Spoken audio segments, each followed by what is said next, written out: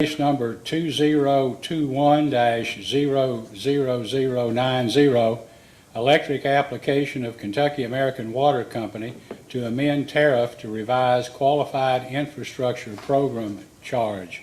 My name is Michael Schmidt. I'm chairman of the Public Service Commission, and I will be presiding today. Joining me at the bench for the first time in probably a year is Vice Chairman Kent Chandler. Dr. Matthews will be late this morning, and the portion of the hearing that she misses, she will review on YouTube. At this time, I would normally caution attendees to please set your cellular phones to silent mode or turn them off. Due to the current state of emergency in Kentucky, the Commission is hosting this hearing via video conferencing. Since this continues to be a learning experience for everyone, there are a few suggestions I would offer. In addition to the normal courtesies regarding cell phones, these tips may help with clarity and avoid feedback issues for the video conference hearing. Mute your microphone if you are not speaking. Attorneys, when interjecting, please state your name so the video record is clear. If you use a phone for the audio and a computer for the video, turn off the computer audio, otherwise there will be feedback. If you're in a room with several people on their own computers, turn off the computer audio for all but one computer. Otherwise, there will be feedback. If another participant is in a nearby office, close the doors between the offices. Sound carries further than one thinks, which can cause feedback. Once in the GoToMeeting software platform, go to your settings. The icon looks like a gear. To ensure the microphone setting is on the microphone you are using. There is a pull-down menu feature in GoToMeeting settings that will list the available microphones. Use wired headphones or wired earbuds for better sound quality. Wired is preferred because wireless devices may lose power depending upon the length of the hearing. Keep a charger nearby in case your battery runs low. And please alert the Commission if you're experiencing technology failure that prevents your participation at any time in the proceedings. Attorneys should contact staff at the previously provided cell phone number. The hearing today is for the purpose of taking evidence on Kentucky American's application for a qualified infrastructure program change. At this time, would counsel for Kentucky American please identify himself along with his clients, witnesses.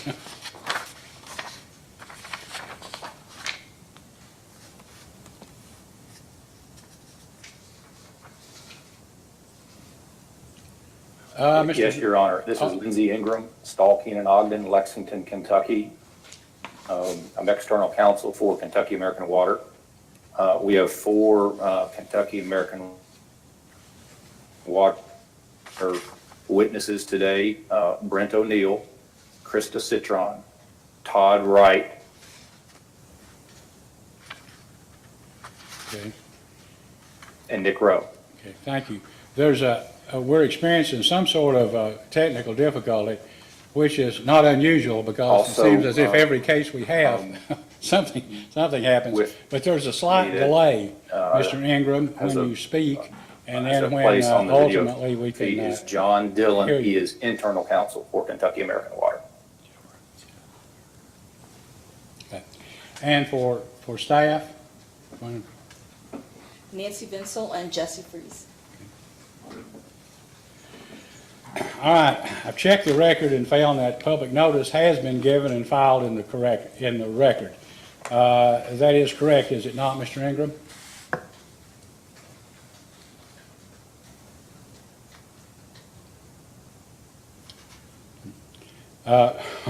Yeah, I'll state for the record it is correct. Are there any outstanding motions at this time, Mr. Ingram? We're going to have to take a second here to correct a problem. You're breaking up on me, Your Honor, but if I heard you reference notice of the hearing today, yes, that has been made and has been published, and we have filed proof of that publication. Right. Well, we have a problem here because we can't hear anything you say until about 60 to 180 seconds after you said it. So I don't know if there's a can we check and see what this issue is? Because we won't be able to adequately get the testimony if we don't. Yes, Your Honor, I will check on it, and it also may be that Mr. Ingram may need to log out of the video conference platform and then log back in again, see if that might fix it. But let me go check Okay, thank you. first with our staff back. Yeah, Mr. Ingram, I didn't know if you heard Ms. Vinsel or not but she's going to check with our people. You're almost in slow motion. In fact, it's slower than slow motion on the video, so I'm not sure what the problem is, and it doesn't. I see Ms. Citron and Mr. O'Neill, and their video appears fine, but there's some problem with yours. Okay, Yes, Chairman, I confirmed with our IT staff. okay, then that the here's issue seems to what I'm gonna do.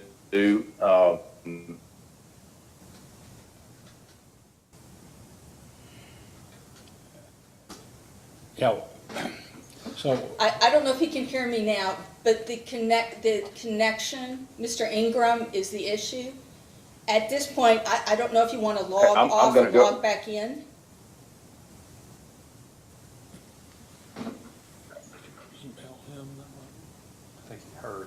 Okay, I'm gonna go, I tell you what I'm gonna do for now. I think the quickest solution will be for me to go sit next to Brent O'Neill, and I'll do that, okay? okay.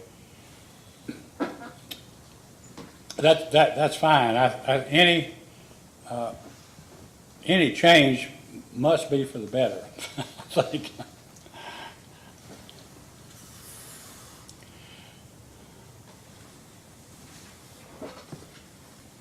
All right, let's try, Mr. Ingram, why don't you say something for a minute so we can see if, it looks better on this screen.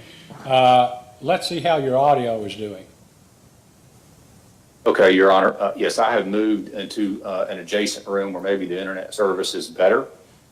Can you hear and see me okay? Obviously, I'm sitting next to Mr. O'Neill, and we're using the same camera. Everything appears to be fine now. So, Okay, I think we've solved the problem. all right, for the record, public notice has been given. Are there any outstanding motions at this time, Mr. Ingram? No, Your Honor. This would be the time normally for public comment, but since we've been having these by video conferencing the last few months, as we've advertised, people to sign up or call in advance. And as I understand it, Ms. Vinsel, no one has called in, so there will be no public comment. Is that correct? That's correct, Your Honor. Thank you.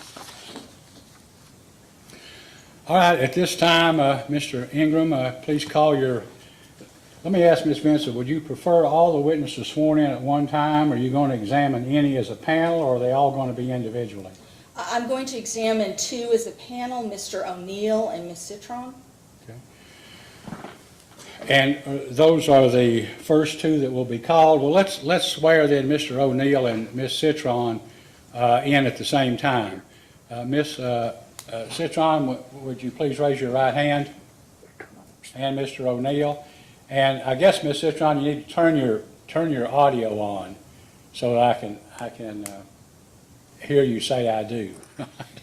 Do each of you solemnly swear or affirm under penalty of perjury that the testimony you're about to give will be the truth, the whole truth, and nothing but the truth?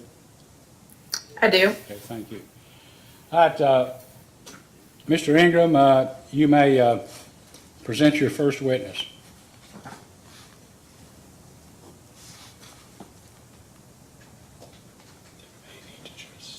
We We have no audio again.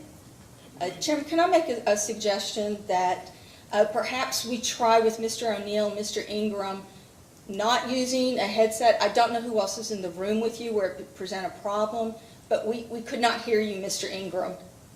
And I'm concerned that for one person, for say Mr. O'Neill to hear, you won't be able to hear, and vice versa. Okay, we'll work on that. Take out the earphones. Can you do mic and external? I will say, Mr. Ingram, that we think this is the last video conferencing hearing we're ever going to have. We hope that's true anyway. So You may ask your witness.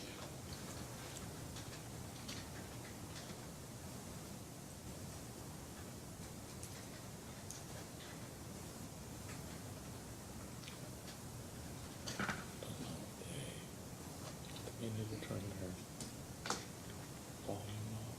If they've unplugged that. Yeah, we can hear them. Okay. I'm on mute, right? No, we can make it. And we-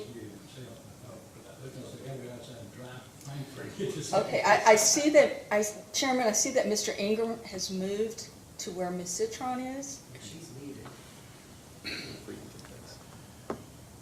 All right, Mr. Ingram, you want to take another crack at direct? They're muted. You're muted. Or that, can you hear Okay, us? now we should be unmuted, Your Honor. Okay, thank you. Okay. You may ask whichever witness you desire to present first. Okay. We'll start with Mr. O'Neill, but I still don't think he's been sworn in yet, Your Honor. Okay. He has been sworn. I think we swore him both at the same time. I don't think they heard. Oh, Okay. he didn't hear. Oh, okay, all right. Mr. O'Neill couldn't hear.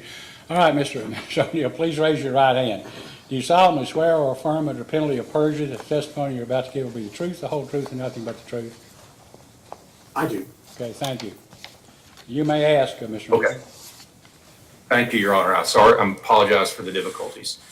Mr. O'Neill, did you adopt the written direct testimony that Mr. Kurt Stafford filed in this case along with the application? I did. And did you also adopt any data responses that Mr. Stafford sponsored in the record of this case? I did. And then were you also the identified witness on several of the data responses that Kentucky American has filed in this case? I was. Do you have any corrections to that testimony or to any of the data responses in this matter? We do. We have one.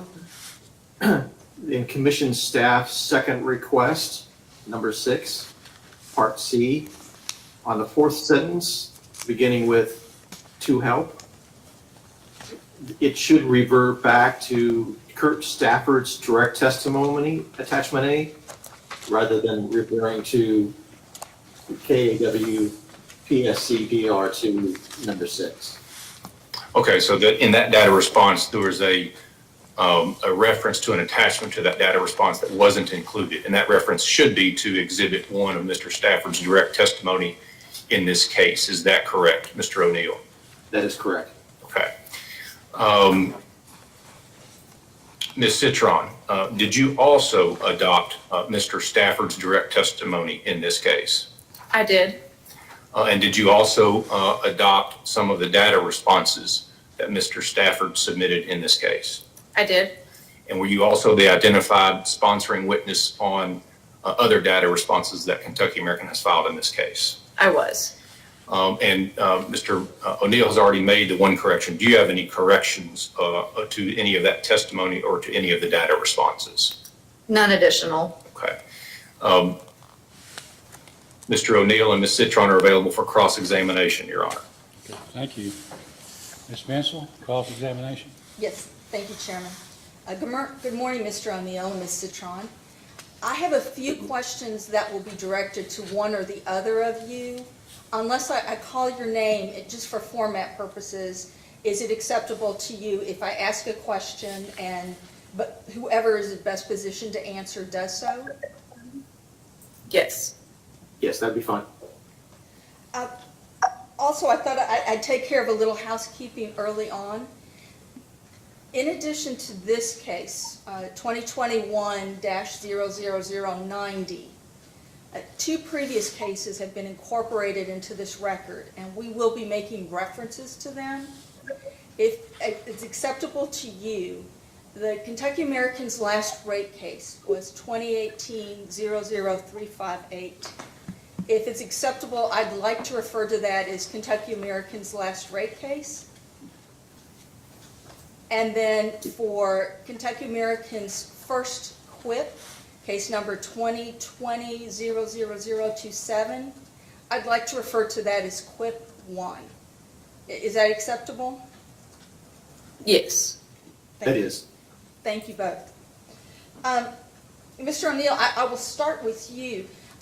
Can you confirm that you read Mr. Stafford's direct testimony and data request and are familiar with them? I did, and I'm familiar with them. Thank you. And Ms. Citron, did you also read Mr. Stafford's direct testimony and the data request that he sponsored?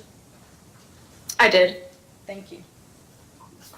Mr. O'Neill, did you play any role in preparing the application for this case? I didn't. We've lost your video, audio.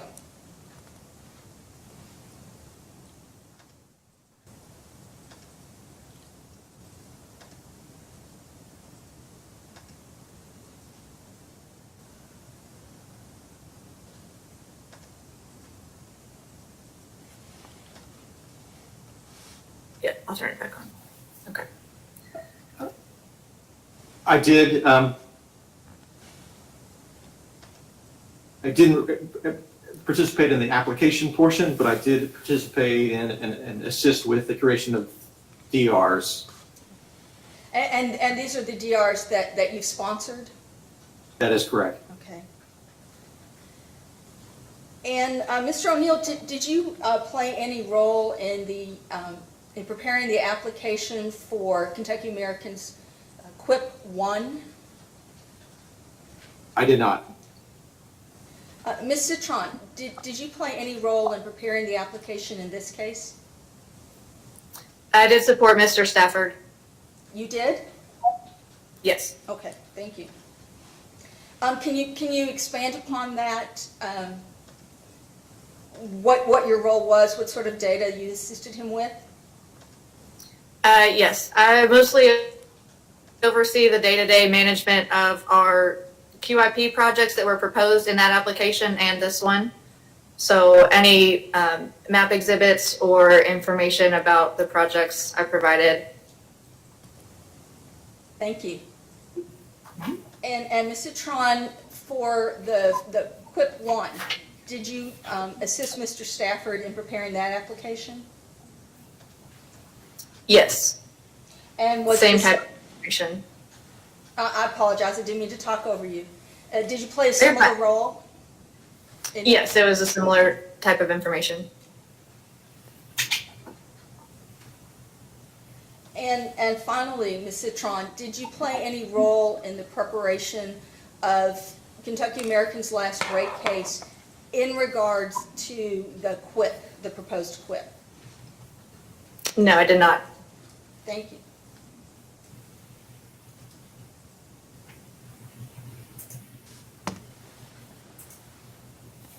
Mr. O'Neill, because you have that working familiarity with the Kentucky American's last rate case, is it correct that the purpose of the QUIP program as proposed in the rate case was to target cast iron main and galvanized main? Yes, that was a portion of the QIP request in the rate case. And the purpose of that was to reduce the occurrence of main breaks? The purpose of that was to accelerate infrastructure improvements within the distribution system.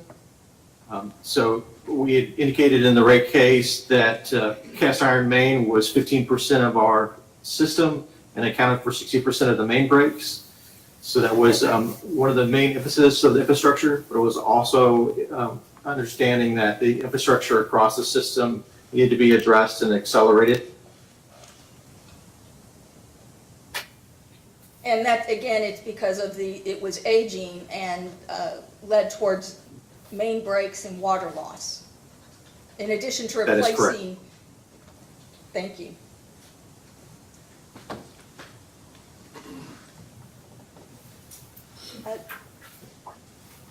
We have, I will let everyone know, we have staff who's helping with screen share.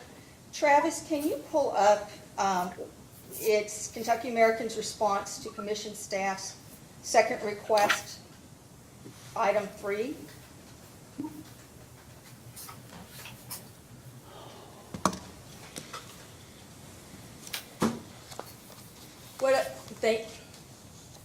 Thank you.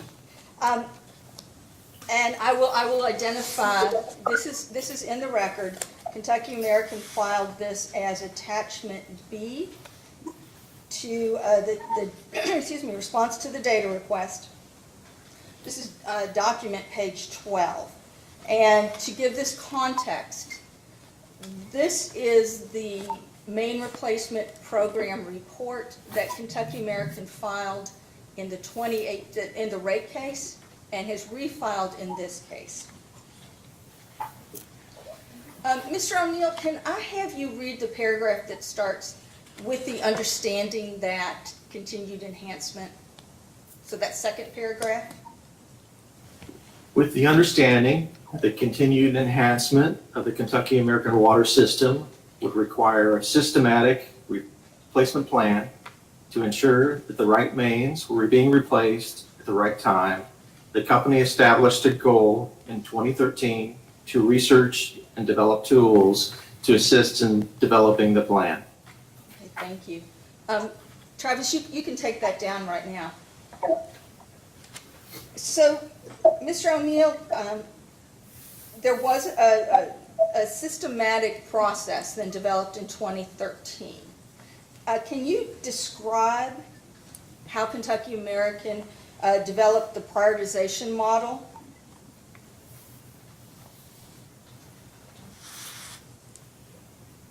And you're referring to the prioritization model that's on page 32 of my rate case direct testimony? Yes, but also what is described further in the next paragraph in the section that you just read. Perhaps it's helpful if I put it into context.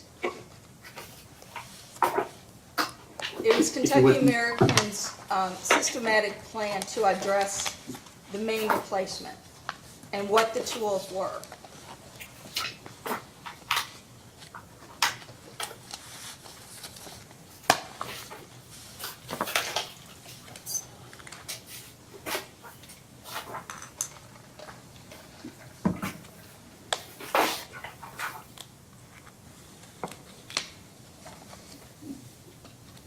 So the first step was developing the criteria that was used to assess the existing mains, and develop a list of mains that were critical. And that development of the criteria was a prioritization model that utilized 8 criteria. And those criteria being low pressure, number of breaks and leaks, fire flow, age, material type, size of main, water quality, and customer impact. And due to the interrelationships of those criteria, the company established a relative weight for each one of those criteria in order to drive what mains would be influenced or be part of the replacement program. And Kentucky American also developed software that was used to evaluate and weigh the different programs according to the criteria? Yeah, that's correct. The prioritization model was an Excel-based spreadsheet that included the criteria and it allowed it to sort of sort the projects and bring those that ranked the highest to the top and those that ranked below down below, and sort of gave a driver for the company to influence what mains were being replaced at that time. So in the end, this process, Kentucky American developed a list of aging mains that needed to be replaced by project. Is that correct? That's correct. The tool created a list of projects. However, there were still external drivers that influenced the main replacement program based on roadway paving schedules, weather, construction considerations. And those were all considered with the prioritization model to sort of come up with the assessment of the projects that needed to be done at the beginning or those that were more critical to do at that time.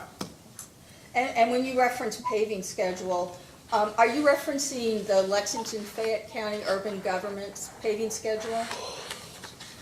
You know, that would be one of them, but also because the distribution system is in other municipalities, we utilize and communicate with those municipalities on what their replacement paving schedules are as well. And do you also have to consider then the Kentucky Department of Transportation? We do. So you've got several different paving schedules to manage then. Would that be correct? That is correct. Travis, can I have you again pull up, it's that same document, it's the response to commission staff second request, item 3, it's attachment B.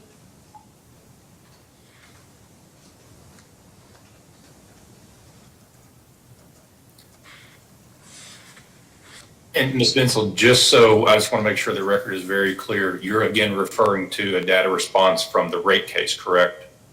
No, I'm referring to a data response from this case. Okay, thank you. And also to be clear, this document was filed in the rate case, but also refiled in this case. Yes, ma'am. Okay, Travis, can I have you turn to, it's the PDF pagination is 32, but for the record, this is within this attachment B, it's document page 24.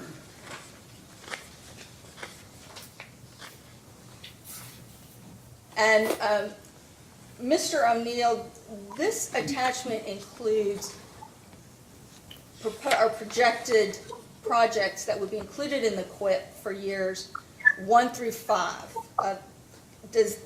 As you look at it, is that a correct depiction of what this document represents? And Travis, if you'll scroll through.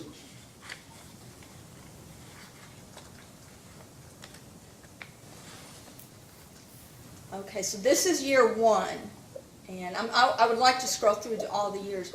Travis, if you'll scroll to the bottom, we'll see in year 1, the anticipated year total was I'm going to round up 6.5 million, correct?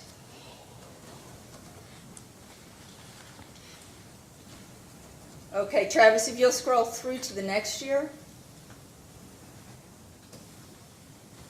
Our audio connection has been lost. I've gotten a message.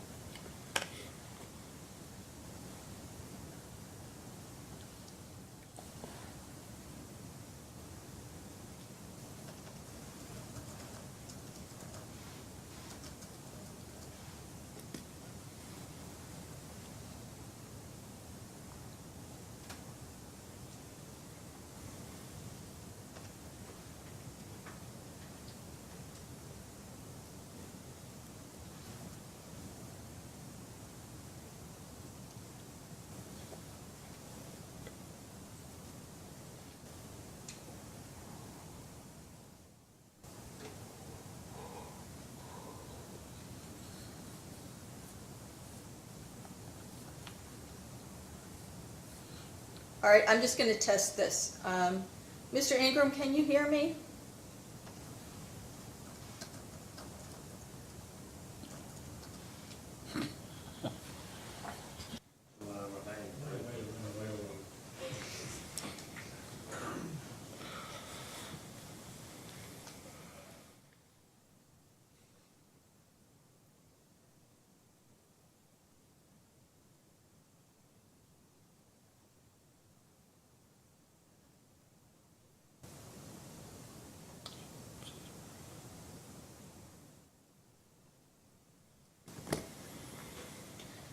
Chairman, if I may, I'm going to take a moment to step back here and see if I can understand what's happening.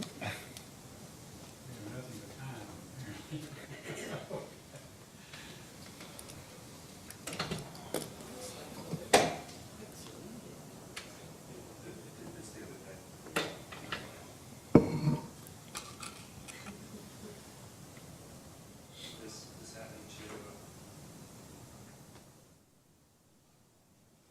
They can hear online, it's each other that they can hear. People can hear on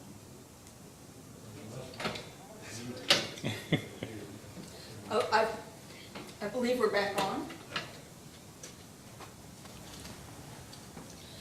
If I can confirm, Mr. Ingram, can you hear me?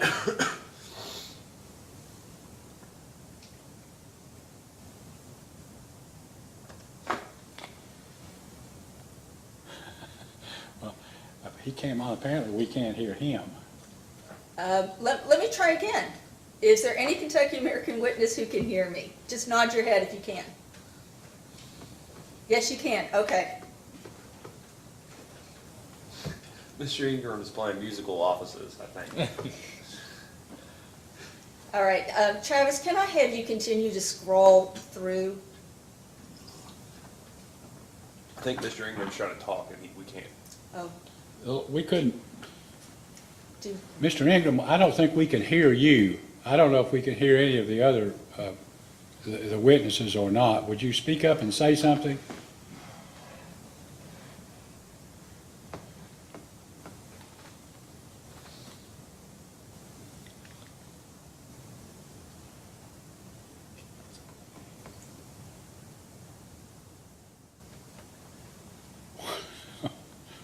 just for the record, I would like to point out we had an excellent dry run that went very well. That's good to know. So,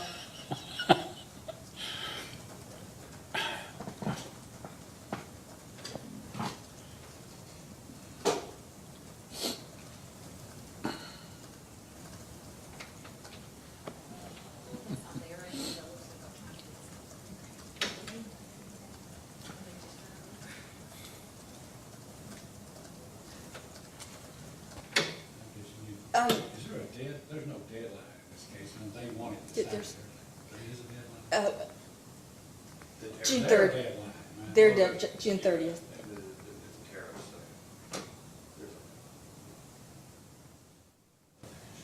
Is it possible that we could go into recess for a few minutes, Chairman, given these technical Well, issues? I don't know if they can hear.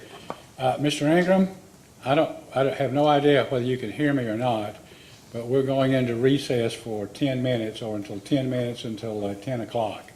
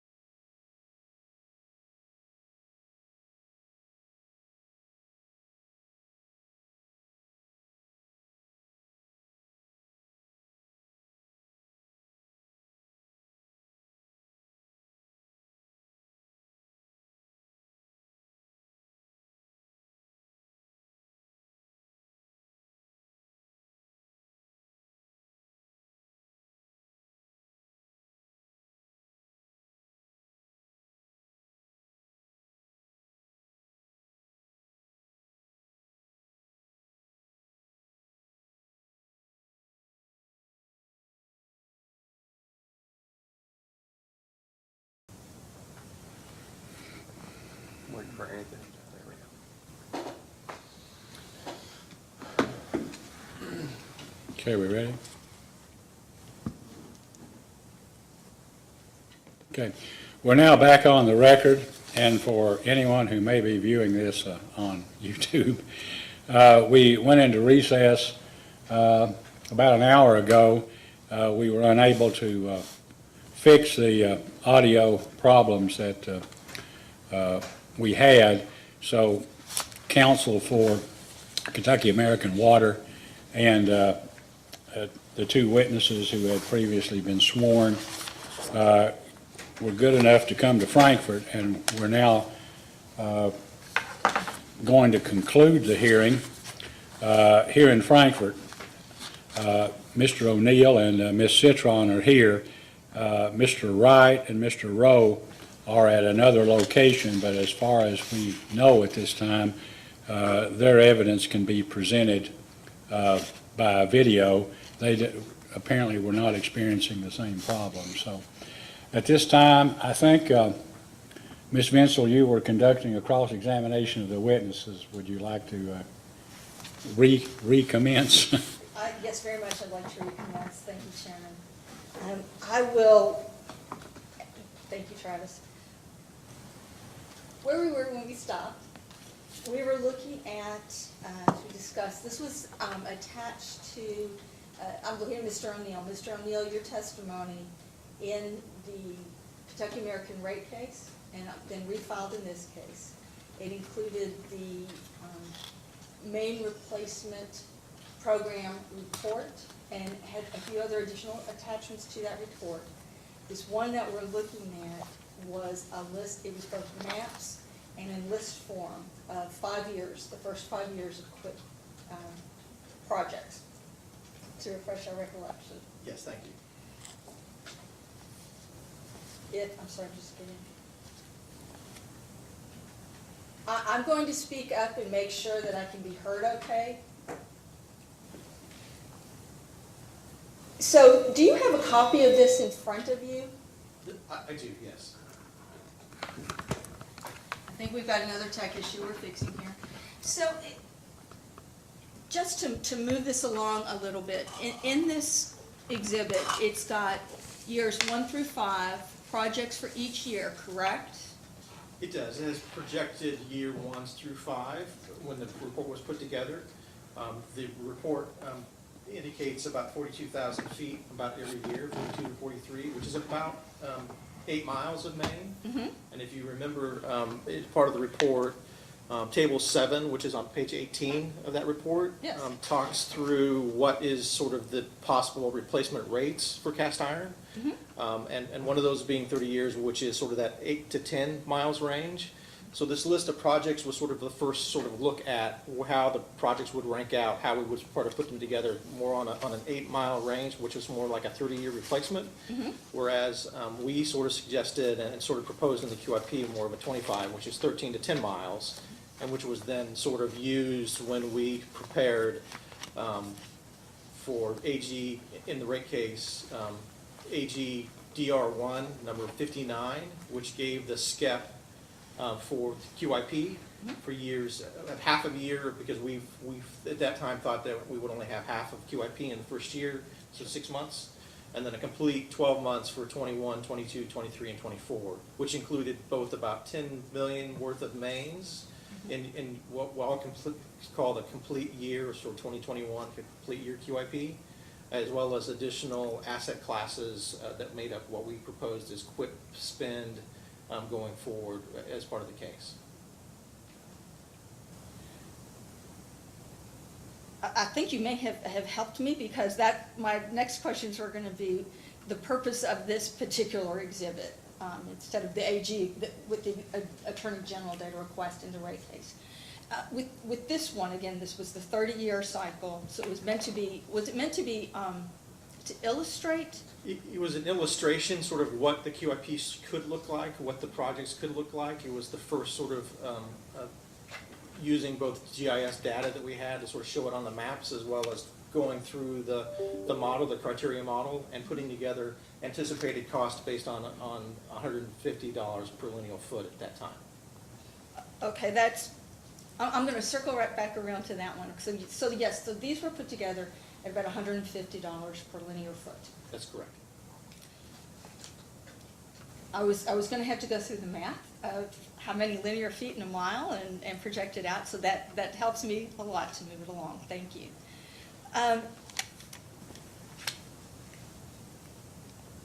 Okay, Travis, can I have you go to Kentucky American's response in this case, the third data request in response 1? So it's PSC 3-1.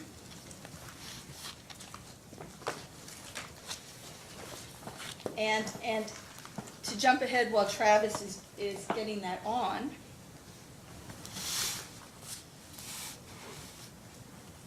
okay, and Travis, if you will scroll down, I believe it's the next page.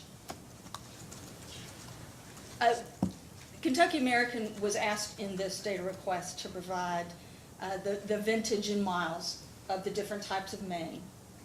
And then also, if you'll go one more, Travis, please. That's okay. Another scroll, please. And let's go one more page.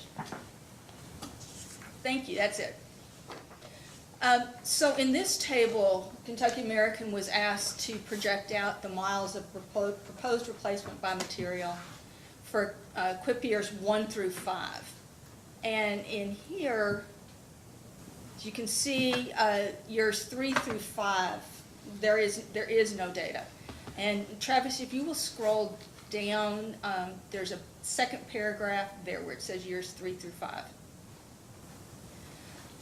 So why, given that the Kentucky American had an ability to develop a list of projects, why is there no data for years 3 through 5? I'll defer because Ms. Citron's probably more intimately knowledgeable with the current QIP and what's being proposed to sort of respond to this, if you don't mind. Yes, please. And I don't want to interrupt you, but I think that's perfect, that as we talked about before, sometimes I will direct by name. I will think I'll do a better job of just saying this is for both of you. How's that? Sure. So for years 3 through 5, we do have that priority ranking list that Mr. O'Neill has mentioned. And generally about this time each year, so looking at QIP year 3, about this time of year, we would be sitting down with our group to look at those rankings, if anything has changed, trying to identify those, as I mentioned, 4 to 16 miles of main replacements that we'd be looking at in that year. And the reason I don't list those out through year 5 is that there may be some things that change. If the city street gets paved in advance of us being able to get out and replace that main, it may need to be delayed a few years. Similarly, if we have a roadway that experiences a lot of main breaks in between the last time we updated the model and now, it may rise in priority, so it may need to slide into an earlier year. And that's the reason we just don't have anything in the 3 through 5 column. Again, targeting about 14 to 16 miles a year, mostly cast iron, possibly some asbestos, cement, or galvanized main as the projects play out. Is it correct that Kentucky American, though, has an overarching sense of what main needs to be replaced, what projects need to be conducted? Yes. That main prioritization model has every street that has cast iron in our system listed in there. So there's no shortage of projects. It's really just a matter of which ones kind of sort through that ranking and make sense in terms of working with the city and other utilities. So I guess one way to put this is the question was asked sort of to give the list of projects, and that's what sort of populated these, at least years 1 and 2, years 3 through 5, even though we have the priority sort of listing of the mains, because we couldn't list out or give you a sort of the list of what projects were going to be in years 3, 4, and 5, and instead of just giving them 14 to 16 miles range, that's why those areas were left blank on the table. I'm going to jump ahead to something. I'm jumping around a little more than I would like, but Travis, can I have you scroll down a little more? I've got another paragraph at the bottom of that. Oh, okay. I think it's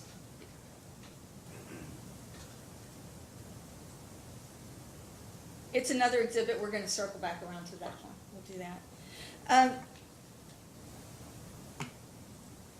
Travis, can I have you bring up Kentucky American's response to staff second request, item 3, and it's attachment C? What I've asked be brought up is the third attachment to Mr. O'Neill's previous data request. This is, Travis, to help you, it's PDF, pagination 45.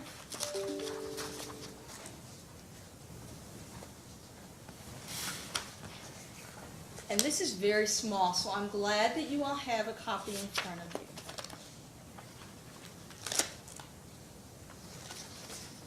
So can one or the other of you walk me through what this depicts? Sure. This is the Excel spreadsheet that was referenced earlier in Mr. O'Neill's testimony. It's our main prioritization ranking model.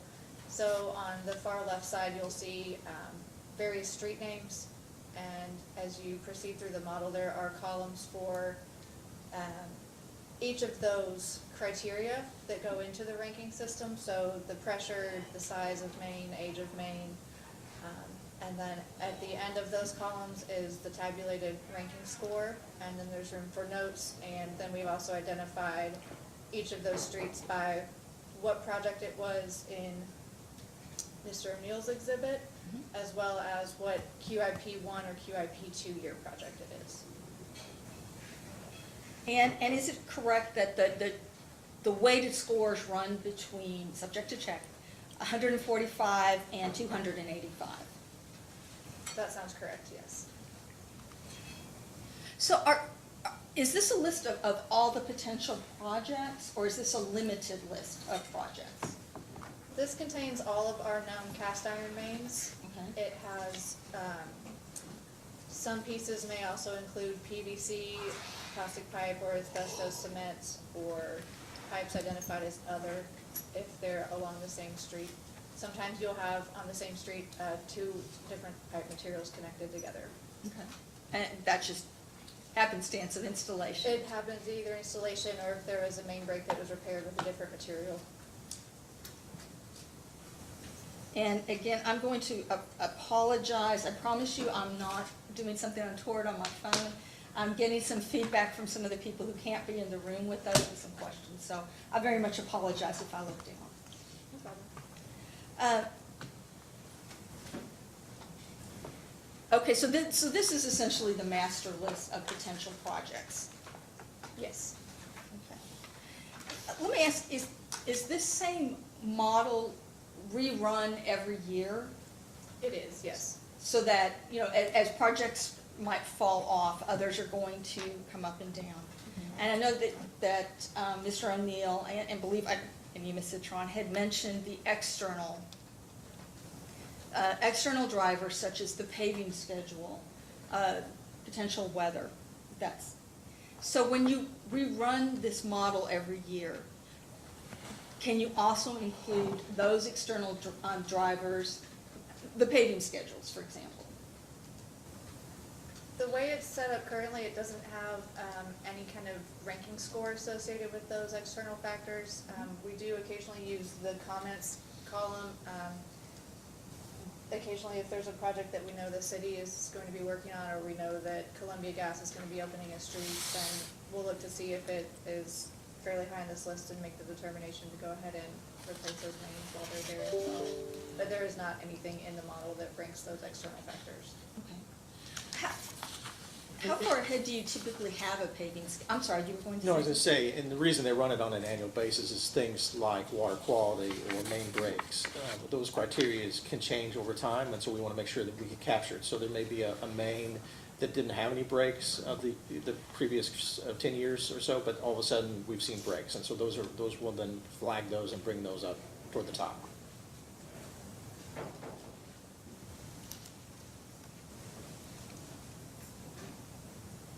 So can you give me a rough timeline on an annual basis?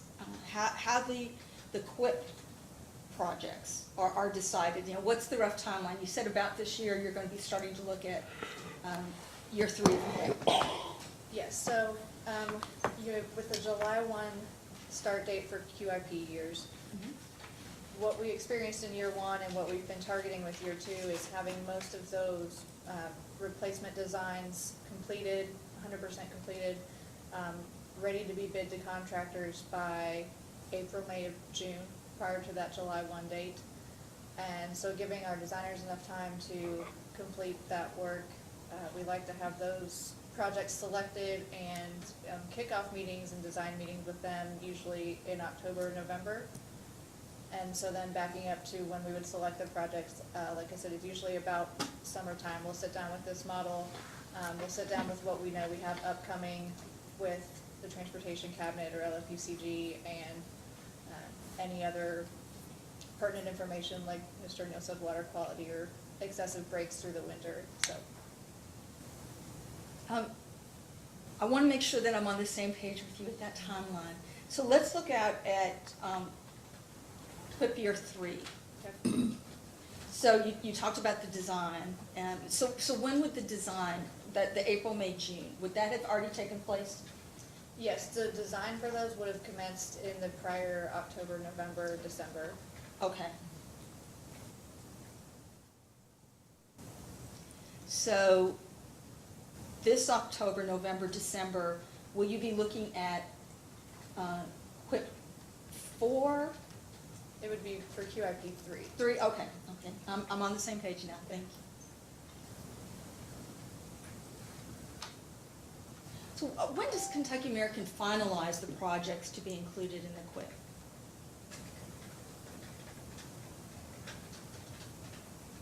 I would say generally by August or September, we have a master list of that next year's projects. And we usually select a few more than we think that we will actually go to construction with, just in case something comes up or we realize that one is not feasible. And I apologize, I said I would say that I was going to ask both of you, and then I stopped doing it, so.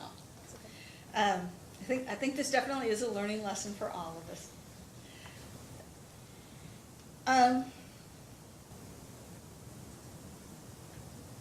How does Kentucky American determine the cost, how are you going to cap the cost for the QUIP? What's the methodology for that? For example, let's say you had a rough idea 3 years out, what you might want to do. You know, would you look at that divided by 3, leaving flexibility for the fact that you are going to have these circumstances that change from year to year? So if you could, both of you, if you could expand upon that to the best that you can. Sure.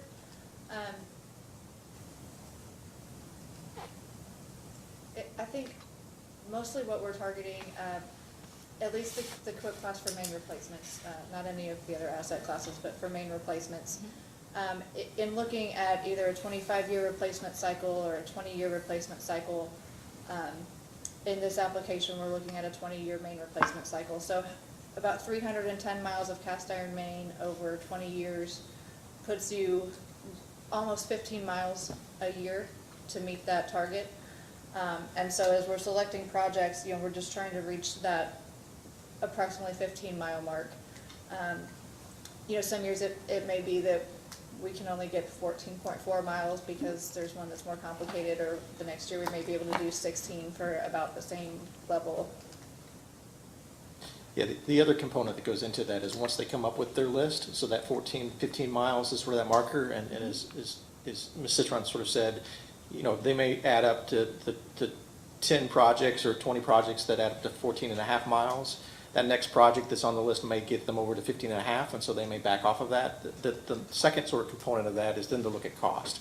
So they look at the miles to get up to that 20-year replacement rate, and then they look at the cost. And so there may be some projects that we know are going to be more expensive because there is just it's a very tight roadway, and we know it's going to be full curb-to-curb replacement.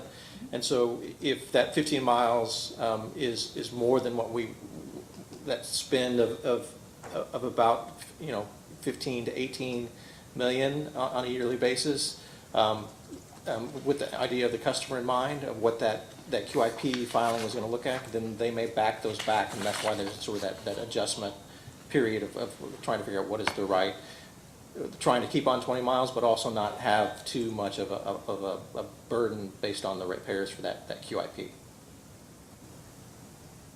Thank you.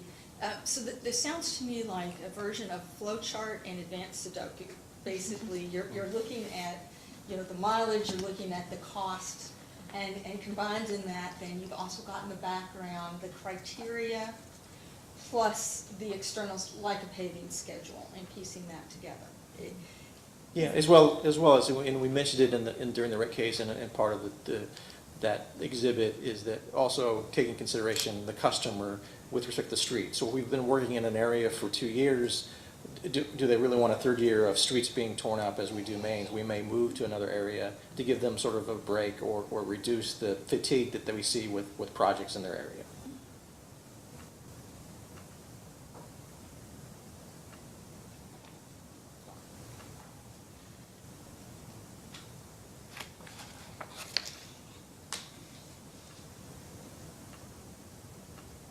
I want to make sure I'm not jumping around too much here. I think you may have answered this, but one of the questions that arises is, in terms, oh, I'm sorry, Travis, you can end the screen share, please. So, in looking at the model where there are some numbers where the weighted is higher, significantly higher than others, there's also some of the main that is older than others. So the question is, why the focus isn't on the age, or to the degree that you can, to replace the oldest main first? And if you could both speak to that. Yeah, so the model, when we did, and based on AWVA and our experience, there are certain mains that, even though their age may be 80, 100 years old, they're still working perfectly fine, haven't seen any issues with respect to water quality or main breaks, and they're sized enough so that we can still get the fire flow that we want through down the street. And yet we have, just a few blocks away, a main that may be only 60 years old, that has seen 5 or 6 breaks. And so that's why we created the criteria, to sort of not only just look at age, but look at the different factors that are sort of impacting that infrastructure, that main. So by looking at that criteria, you may have a main that is only 60 years old, go to the top because it's either small, and one of the other drivers that we look at too is the size of the main too. So we may have some 2-inch or 3-inch mains that are serving a block area, and the recognition is that when those were put in, the water usage by customers was much lower than what we see today. So they didn't have their, dishwashers, they didn't have certain things that they have today that rely on water. And so if you have a block that try to run those all at one time, that impacts it. So that's one of the main drivers that we see, as well as the main size. So all those criteria sort of adds up to, that's why by just taking the oldest main and taking care of it, it's not as prudent or as effective to use the capital or the spend than really going after the problem mains that we see out in the distribution system. And that's what we try to get to with the criteria.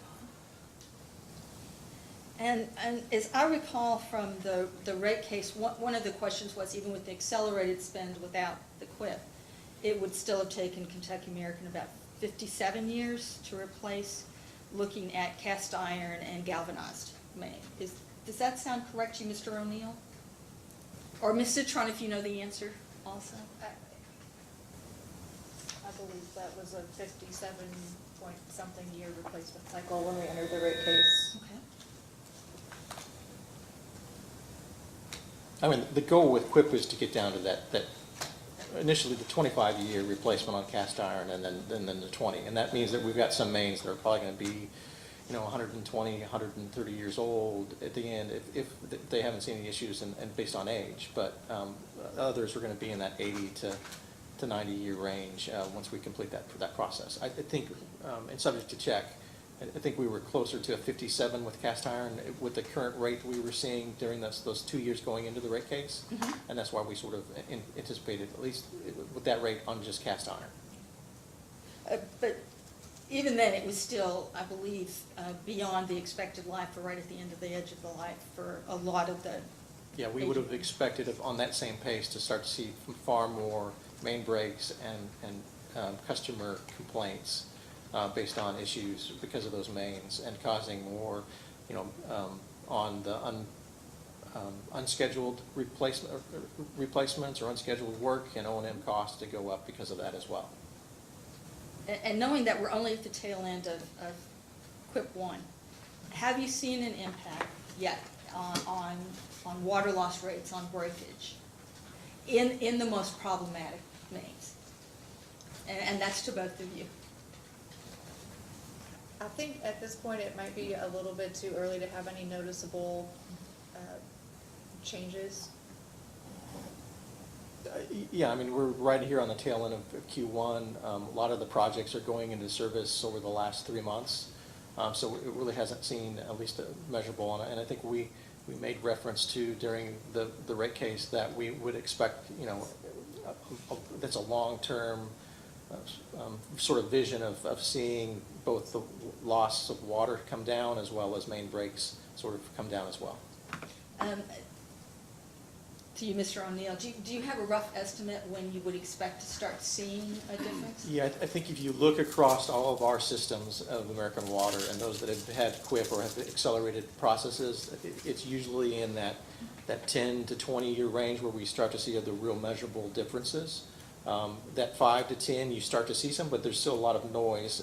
Weather can play a big factor to main breaks. So there's a lot of external factors that sort of go to that. So to sort of see a definitive reduction, we would expect that to be probably in that we'd start to see something in 5 to 10, but most likely in 10 to 20, you would see a measurable field for that. And that would be on cast iron in our particular case. Then you've got the next sort of cohort of pipe, which is AC pipe, which is going to be starting to reach its useful life during that same time frame. So there may be a shift in where we see main breaks, but we would hope to see a sizable reduction, because as we indicated, 15% of our distribution system was cast iron, but that equated to about 60% of our breaks.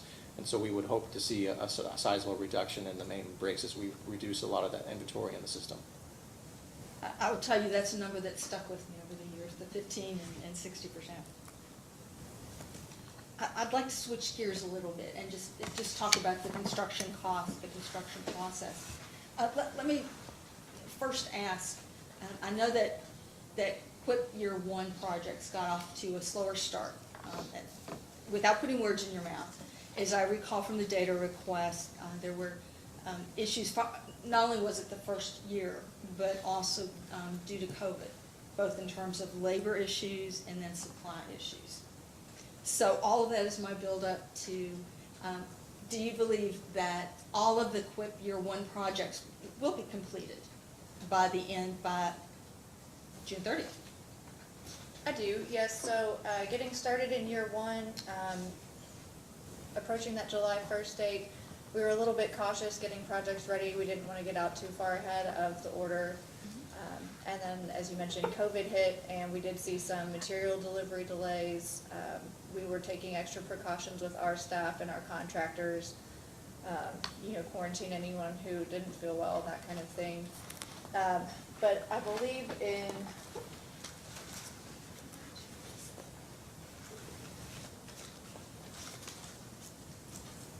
our expected in-service dates for those, as we submitted them in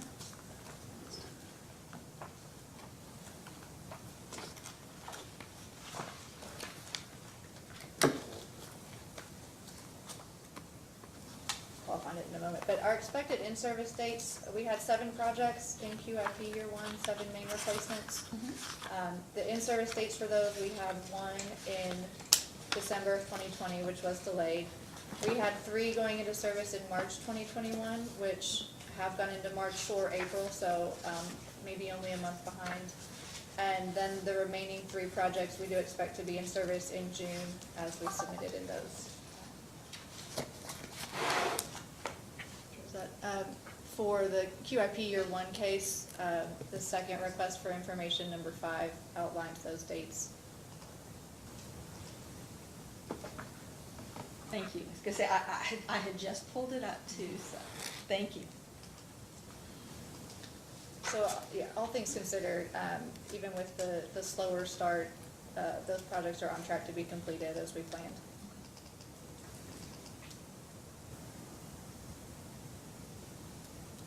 I'd like to take, again, a step back again, look at it, some basics for construction costs. And this is for both of you. Can you explain how Kentucky American develops cost estimates for its construction projects and focusing particularly on the QUIP project? Yeah, I'll take the first shot of that, and then I'll let Ms. Citron sort of jump in as well. So we've traditionally used historic data to sort of curate, sort of looking at past projects, what they have cost us, and trying to equate those to what we expect for those projects. For example, when we put the initial case together, we looked at 12 what we thought were representative projects to come up with that $150, and that was with historic projects of the last 3 years up to that, and across the board with respect to where the mains were going to be placed into the streets, whether or not they were going to be in the street or on the parkway. We tried to use a representative to get a true average of what a project would cost. I think when we got into Q1 and Q2, and Ms. Citron can confirm this, that average, and they learned something by using the average. The fact that a lot of these older mains and the mains that pop up on the top are in older sections of Lexington and the other municipalities we serve. Those streets are narrow. There's not places to put the mains. They have to go into the street. So that average of those 12 projects, which again took all kinds of criteria, was probably artificially low because it didn't take into consideration the construction sequence that had to happen in the street, as well as the restoration cost in the street as well. And I think going forward, they've learned some things to sort of pull that forward for Q1 and Q2, and I'll let her sort of explain that to some extent as well. Like what Mr. O'Neill said, generally speaking, if we have a very old main, it's on a very old road in a very old part of Lexington, and so those streets are narrow. There may not be a utility strip where we can reroute the new main. One of the other things that we've noticed as we've gotten into these as well is if we line out a project and we intend to connect to an existing main at the end point where the new connection will be, ahead of the project we go out and we operate those valves, make sure they're functioning. If they end up being older or not as functional as we would like to be able to shut the water off and make the transfer, then we have ended up replacing a couple more valves than we would have envisioned when we were going through the design process as well. Let me find where I need to jump. So we talked about that 150 linear foot. $150 per linear foot. I want to be very careful about the language.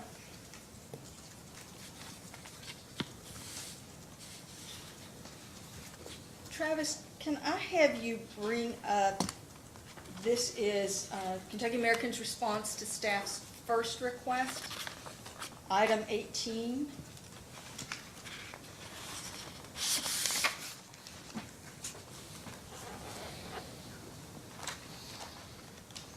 And I can get you a PDF page once it's up.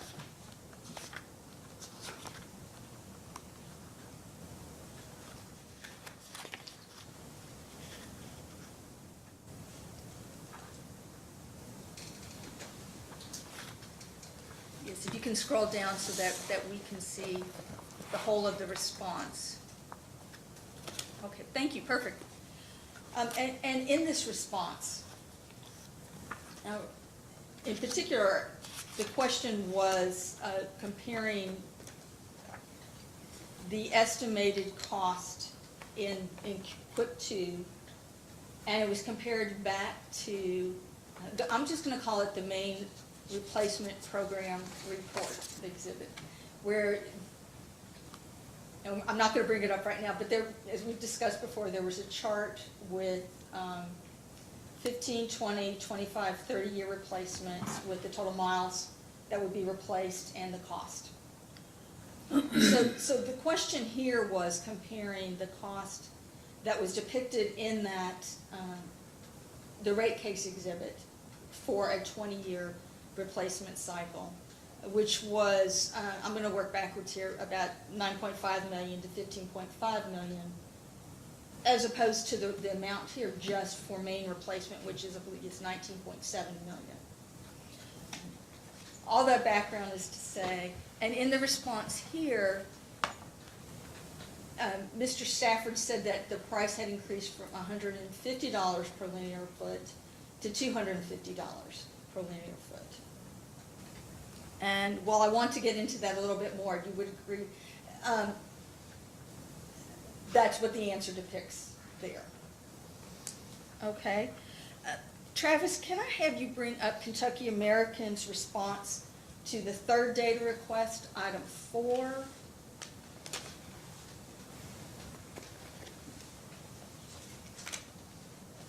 And I can give you the PDF number when that is up.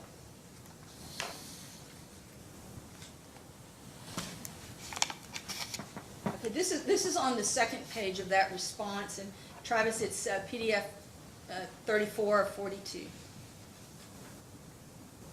And if you'll scroll down to the bottom, there we go. Oh, okay, that's perfect. Whoop. That's perfect. Thank you, Travis. So in here, the numbers are very different, saying that for projects completed, and again, these are the main replacement, that the projects completed in 2015 to 2017, the average cost per linear foot was a little over $222, and that for projects completed in 2018, 2019, the average cost was $341 and change. So I'd like to go back and build our way back. So as originally proposed, the projects were priced at $150 per linear foot. And I want to make sure I have this correct, so if I'm putting words in someone's mouth, please stop me. So that $150 per linear foot was, as I understand, was probably artificially low. Yes, so let me. Yes. So the 150 is we sort of looked at historically 12 projects across of our distribution, from distances of replacements of 450 feet of linear foot replacement to 2,753 feet or almost 3,000 feet of main over a period of 14, 15, 16, and 17 years is what we sort of helped create that 150. And that was a cross-section of the types of work that we do. So it was not only just mains that were replaced in street, but also mains that we put into parkways or into grass areas or into next to the sidewalk.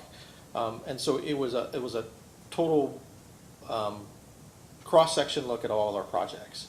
And of those projects, they ranged from anywhere from $56 a linear foot for a project, all the way up to $233 a linear foot, and $263 a linear foot. And so we were trying to get, knowing that we were going to be doing across the whole city main replacements, we were trying to sort of take into consideration all of the unique places we may be able to make the improvements, whether it be in the parkway, in the street. And when I say artificially, what we didn't take in consideration was during the first several years of the QIP, most likely those were going to be on the older sections of the cities, because that would be typically where the older mains had been put in place, not only the older mains but also the smaller mains. And those typically don't have any, because they're established neighborhoods, trees on the parkway. The right-of-ways are usually narrower because they weren't planned to have the automobiles that we currently have today. The only really place to put mains then would be in the streets. And so by using 150 feet, they gave it, what I said artificially, they gave us a feel for, or an unrealistic probably dollar amount for those projects that go into the street, because those have just traditionally like we saw with, you know, a couple of the projects that were 233 lineal feet, a foot and 263, those were in the street and had restoration costs that were probably more in line with what we would have seen in Q1 and Q2. Can I ask a question, Ms. Wenzel? So these are, excuse me, these are anticipated for at least like the next 10 or 15 years to be pipes that are 70 years and older for the vast part, right? Under what, why would you all have made the assumption that they would have been in newer parts of Lexington or in areas in which it would have been easier to replace them, knowing that, I mean, I think the original cast iron pipes went back to 1891, you had some in the ground. So why is that a reasonable expectation that they were going to be in the easier, cheaper, newer areas of town? Yeah. And given the fact that y'all had maps for the first 5 years as to where you thought these locations were going to be? Yeah, it comes down to, Vice Chair, it was a very good question, and was it a miss? It was definitely a miss. We didn't take that consideration. We were looking based on sort of traditionally how we had sort of planned for our projects and budgeted projects, which is looking at history, looking at all of our main replacements over a period of time, and looking at that lineal footages, not necessarily looking at specific types of main replacements.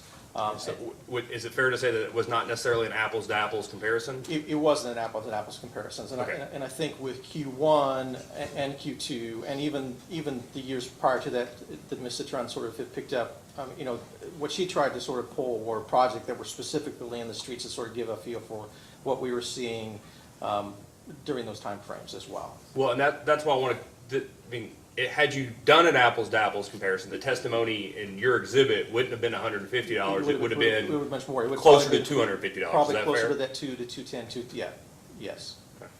Based on what we, you know, based on, I mean, one of the streets that Ms. Citron has in her is Vista. We had Vista in here, but we also had, you know, again, a project that cost $56 a linear foot, which is, So what project that cost $56 a linear foot? that was Gawthorpe Drive main replacement on Winchester, which was most likely, it was probably put in, it was 450 feet. It was put in probably in grass area and not used in pavement, so there was hardly any restoration cost. Okay. Do you have identified tens or hundreds of miles of pipe that are beyond their useful life at this point, right? That are causing, that are, say the cast iron, for instance, 16%, I think we now use 15 and 60 as a rounding, but I think your testimony said 16 and 61 is the percent of total miles it represents and the percentage of main breaks that it represents, right? That's correct. Those are not an easy to get to areas. Is that fair? Some of them. I mean, the cast iron was installed throughout the system all the way up through the 70s and 80s. You know, as Lexington was growing, a lot of it is focused in more of the downtown older areas, but there is still a significant amount as you come towards New Circle and then outside New Circle as well. And in what years is that 70s, are those 70s and 80s pipes going to be the ones that are replaced in, let's say, the next 5 years, most likely? Potentially.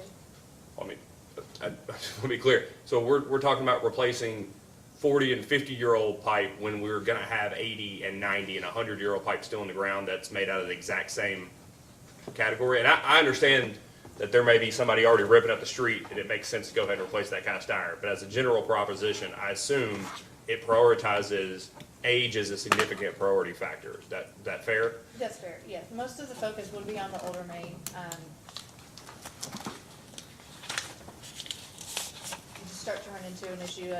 If we have a very old cast iron main going down at Versailles Road, this cast iron, even if it may be 80 years old and I have an option to replace a 60-year-old pipe in a neighborhood and that's not on Versailles Road, then that may play into it. Okay. I apologize, Ms. Henson. Thank you.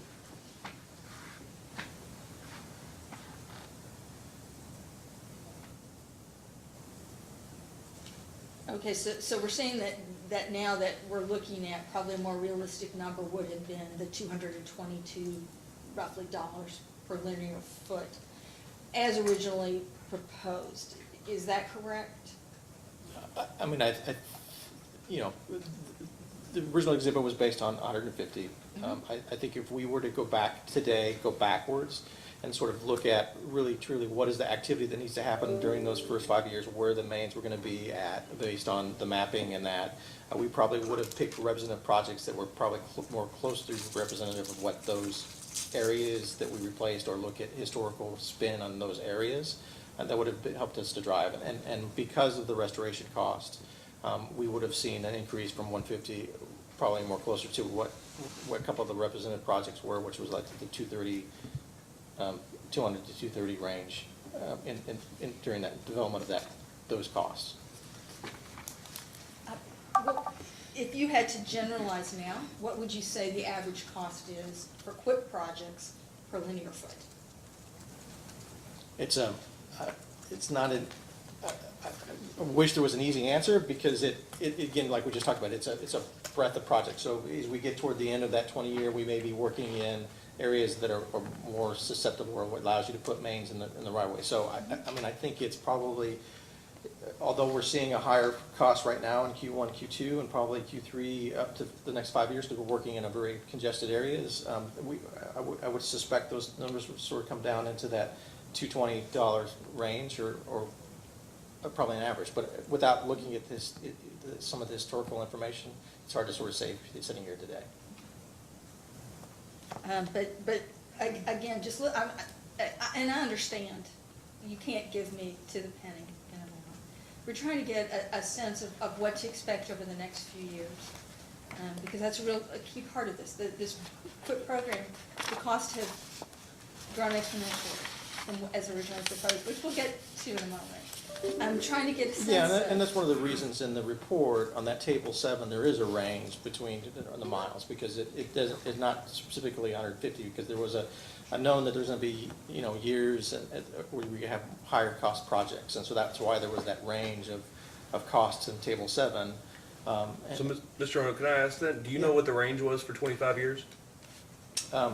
In table 7? Would you be surprised that if it was, I did the math last night on my phone, that's somewhere between $130 and $180 for the 6.9 to, the 10 to 13 miles a year for the 25-year plan? Would that surprise you? No. Okay.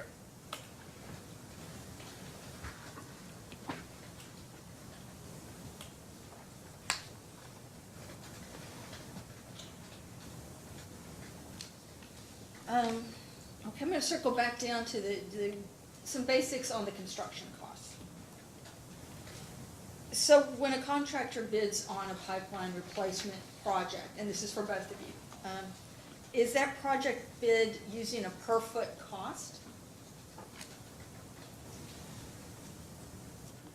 So if we send a project out to contractor bids and they submit their pricing back to us, generally what we do is prepare a bid sheet of the types of items that are involved in that project. So the pipeline replacement, any valve or hydrant work, pavement restoration, temporary traffic control while they have lanes blocked, just any of those work items that make up that project. And so what the bids do is they provide a dollar amount for each of those items, and that totals their total cost of the bid.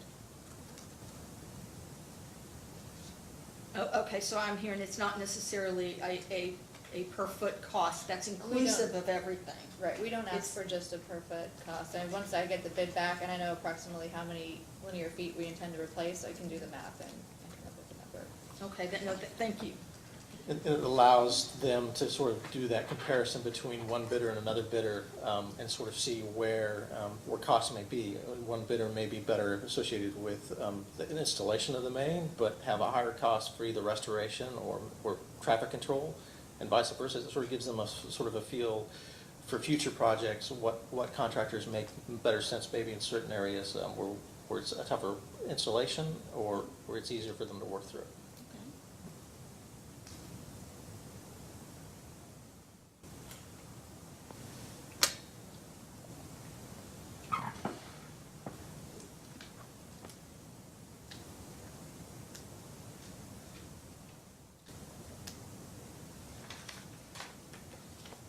So, in one of the data requests, we asked about the pre-qualification process in the bids. So, Kentucky American responded with the names of 12 contractors. Now, is it fair to say that those 12 contractors do not all do the same things? Or are they all the same basic tasks that they can do? The 12 that were provided are all pre-qualified main replacement contractors for Kentucky American. They may do other types of work for us as well, but they are qualified to do main replacements. Thank you. You said that far more artfully, and you got to what I was asking. Thank you.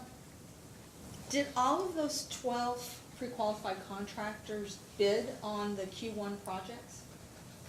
No, for year one, we used a smaller pool of contractors. I believe we had 3 or 4 that we received pricing from. And there are contractors that have historically done the larger, more complex projects for us. They're familiar with our specifications as well as city requirements for lane blockages and street cuts and that kind of thing. And we had fewer projects in year one, so we used the smaller pool of contractors. For QUIP year 2, did you also limit the number of the bids that were sent out? So we are just starting that process for QUIP year 2. We've had bids out for about 2 weeks now, a couple of them. And with the list of contractors, we've got them separated kind of into 2 buckets. There are, again, the ones for the larger main replacements that are more familiar with that kind of work. And then for some of the smaller jobs, like fewer linear footage or just a less complex area of the city, we've opened it up to some of the rest of the bucket. May I ask a question? Are you talking about, do you actually have competitive bidding, or do the various contractors have price lists, and then you discuss with them or make a decision based on that? We're using competitive bidding.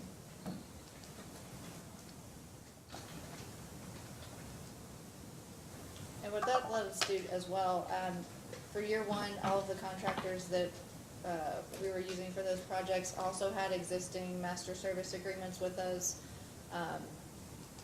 We switched to a bid process so that we could expand the pool of contractors who were eligible to bid on those projects in case they didn't have a pre-existing master service agreement. When you talked about that smaller group of contractors, how small is that? Is it basically the 3 or 4 that you Yes. mentioned, 3 or 4?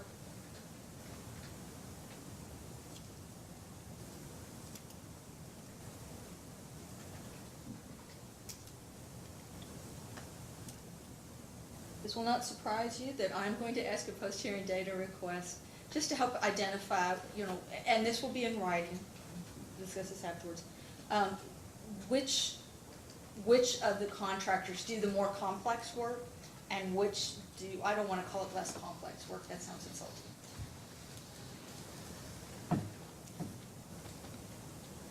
And I'm going to take a moment to write that down to make sure.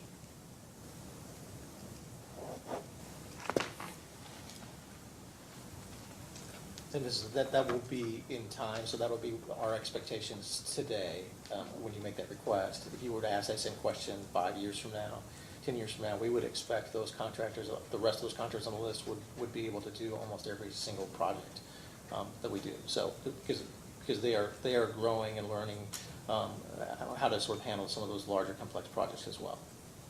I think you're reading my mind. That's what I was going to ask about next. Because the QUIP project, there's a known factor to it, if you would agree with my saying it that way. So are you seeing the contractors are developing additional resources in order to do the work? So 2 pieces to that. I would say our existing contractors, yes, have been adding to their equipment, staffing, so that they are able to be responsive to bids, have the crews available to work on more and more projects as we ramp up the QIP program. And then the second piece of that answer, especially using QIP year 1 as a little bit of a training for some of the contractors that are newer to us, doing smaller non-QIP jobs, but getting a feel for how we do developer work, main replacements, and other types of projects, so that as we move into years 2, 3, 4, beyond, they can also move up into the larger project, so to speak. Thank you. I'm sorry, I just want to make sure again, because I've been skipping around a little bit, let me make sure I have some organization to my thoughts.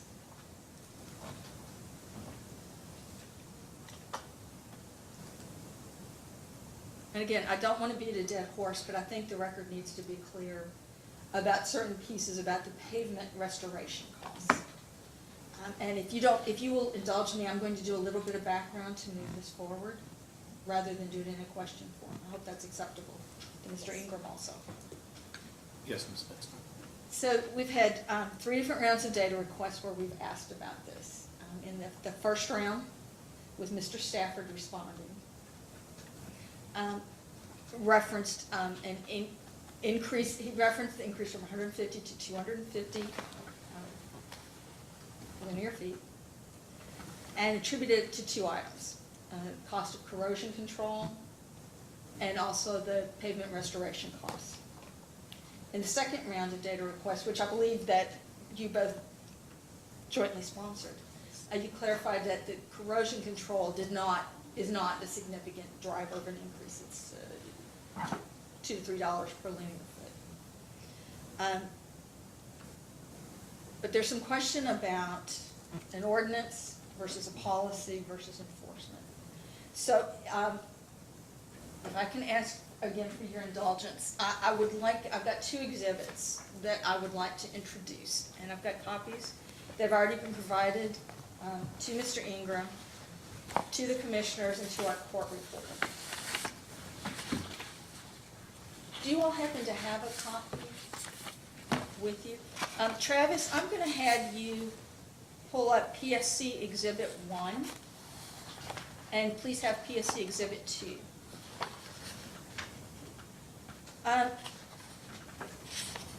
The initial response was that there was an ordinance enacted in March of 2019, and that it increased pavement restoration costs. And I know that there was a later, the third round of data request, there was a clarification, but I think it's important that we get this in the record and be clear. So while Travis is bringing this up, I'm going to also explain that both of these documents were taken from the Lexington-Fayette Urban County Government website, where they have a list of ordinances that have been enacted. And these were downloaded and copied straight from those digital copies. PSC Exhibit 1 is Ordinance 18-2009, and this was, it was passed, it was March 21st, published March 21st, 2019, published March 28th, 2019, and effective April 13th, 2019.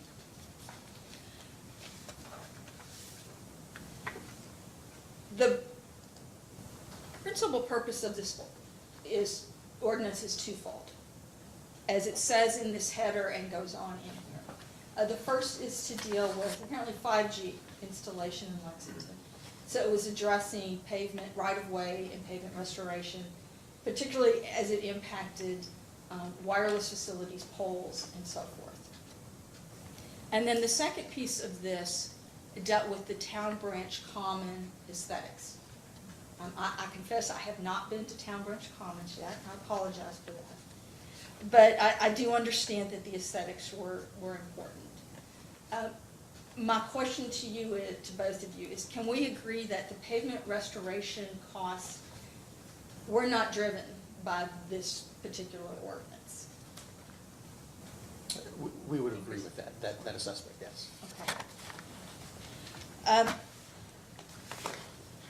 Also, in the response. I would add just one clarification. The Town Branch Commons aesthetic standards, though I don't think we have any projects that's is a driver for restoration in that particular area. Yes.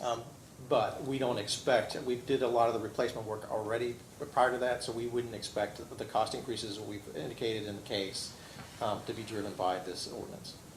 Thank you. Yes, I omitted a key piece, that the Town Branch Commons was not limited strictly to wireless facilities. It was for all right-of-way. And then now, a second issue came up in regards to some action in 2017. And Kentucky American provided a copy of the minutes from the Utility Construction Coordination Committee, or Utility Coordination Committee. And in those minutes, it referenced new ordinances. And that is PSC Exhibit number 2. And this is ordinance number 144-2017. And again, it was downloaded, I took it directly as it downloaded out of order. This passed the Urban County Council on October 12th, 2017. It was published October 19th, 2017, and was effective on the date of passage. Would you agree with me that this ordinance had 4 particular purposes? 3 of them were tied to permitting. And is it a fair statement to say it was to encourage not only anyone who would make surface cuts in the road affect the right-of-way, to make sure that they had the permits before the work was done, and that they had timely permits during the process? That's correct. Yes. And then the 4th piece had to do with surface cuts and treatment of surface cuts. Is it correct that a large part of that was,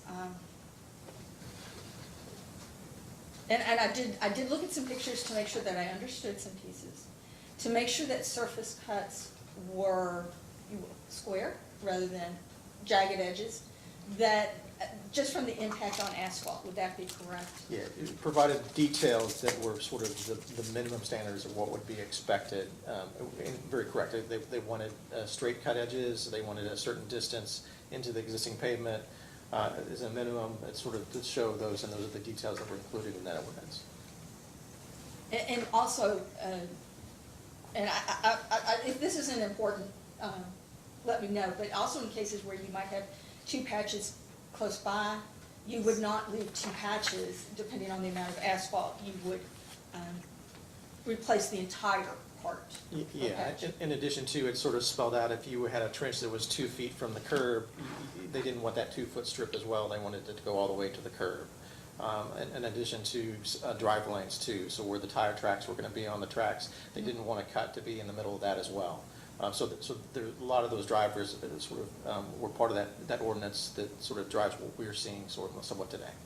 And that's one piece I wondered. Is it a fair assessment to say that one of the options, or one of the results of this was, again, looking at the bike lanes and the drive lanes with the tire tracks, that you might have to do a curb to the I don't know what you call the middle of the road, other than the middle of the road, but you might have to do a longer restoration that way, as opposed to before. Correct, yeah, it gave at least the details, and of what we would expect, at least from a minimum standard, to have to replace for restoration. And I'm trying to understand the timeline of enforcement, because again, of comments made that there was some change in March of 2019. So was this ordinance enforced beginning in the fall of 2017? And that's to both of you. Yeah, I believe with the 2017 ordinance passing, as well as the standard drawing updates and the restoration policy that's referenced in those utility coordinating minutes, at that point in time is when we started to see, the interpretation of the ordinance and the result of the inspections with the city inspector on our projects becoming more consistent, and having them start to enforce those things like you mentioned, like not having a small strip of existing pavement. As we went into 2018 is when we started seeing that more frequently. And was there some change in enforcement in 2019? I believe that was maybe just a disconnect between the 2017 ordinance update and the March 2019 update. Oh, okay, so is it fair to say just a misstatement? of dates, Yeah. potentially? Okay. And again, I don't want to beat a dead horse, but I think this circles back because the original question came from that increase in cost. And you've already discussed about why it was, but because the pavement as restoration, there was a great deal attributed to that. So we wanted to make sure the record was clear. The other component that we've seen is that inspector, so that it's not the same consistent inspector, there's been changes in the inspectors over the years. And sometimes those interpretations then change too, so we have to sort of relook at how they're gonna interpret it, because the ordinance and the detail provide the guidance, but to close out that permit that is talked about in the ordinance, the inspector comes in and sort of gives his final assessment of how much pavement has to be restored in order to make sure that the city is getting a product or getting back the street in a condition that's gonna be advantageous for the people who live there and drive it for a long period of time. It's something that's not gonna fail on them prematurely. And have you spoken to Lexington, Fayette County about any financial impact from this ordinance? So we do have employees, myself included, who attend those quarterly or triannual utility coordination meetings, and those discussions are had as we're talking as a group about the impacts that not just Kentucky American but all utilities are seeing. In addition to that, what we've been working on with the city over the last 6 months or so is we've been putting together the QIP Year 2 projects and soon to be QIP Year 3, is trying to be more proactive with them about finding if there are ways we can split those paving costs, if we can utilize their paving contract pricing with the city's paving inspector, just to try and help bring some of those costs down and be more efficient with how we're completing these projects. And so you're still in negotiations now then with that? We've agreed on a couple of the Year 2 projects that there are some streets of common interest, so we will be doing the cost share of those. Again, exact numbers I won't know until we get into construction, but so I believe there's at least 3 or 4 that we had on our common list of interested projects.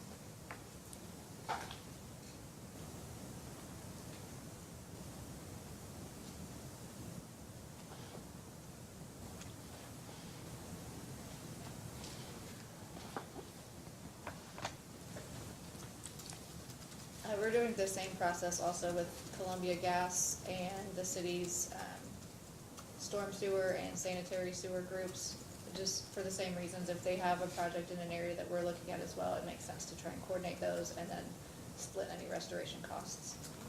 And will the splitting of the restoration costs, will that help to drive down the costs? Yes. And would it be a significant?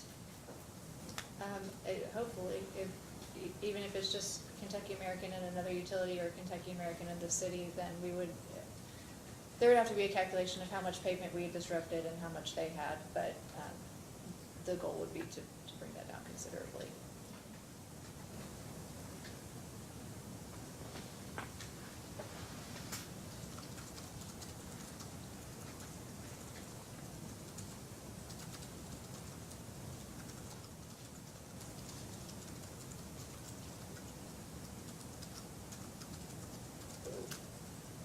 I'm just gonna reference something. If we need to look at it, I'll have it displayed. I have a question about recurring capital projects, investment projects. In our last data request, the last 3 requests asked for, in one case, that it was the PSC third request, items 5 and 6, asked for recurring capital project expenditures. And then item 7 asked about budget project expenditures, and Kentucky American pointed out the difference between recurring and investment projects. So let me first ask, what is the difference between a recurring project and an investment project? So a recurring budget, and we sort of explained this, I think, in the rate case, but if you ever want to go back to reference, but the recurring projects are those projects that we would expect to do on an annual basis, meaning things that we do traditionally, whether it be meter replacements, new meters, work on SCADA and QIP and Q-line projects, which are plant projects, so things that are ongoing, either replacements or new infrastructure that's being put in, just in the normal course of running the business on an annual basis. An IP project are those one-off projects, so it would be similar to the filter building that was built several years ago, or the chemical buildings. Those are specifically focused projects that are usually 1 or 2 years in length, or 3, just depending on what the size are, that they are completed and then they're done, and then we don't come back to them, so they're not what we consider recurring. So they're usually longer duration, a little more dollars, farther dollars, and we pull those into what's called an investment project, because from a control standpoint, RP projects are reviewed on a month-to-month basis, but we don't look at the individual projects, we look at the total spend during a period of time. Whereas IP projects, we look more specific at that project cost, where it's at in its spend, and we make adjustments based on the CIMC process, which is our capital improvement or capital investment management practice.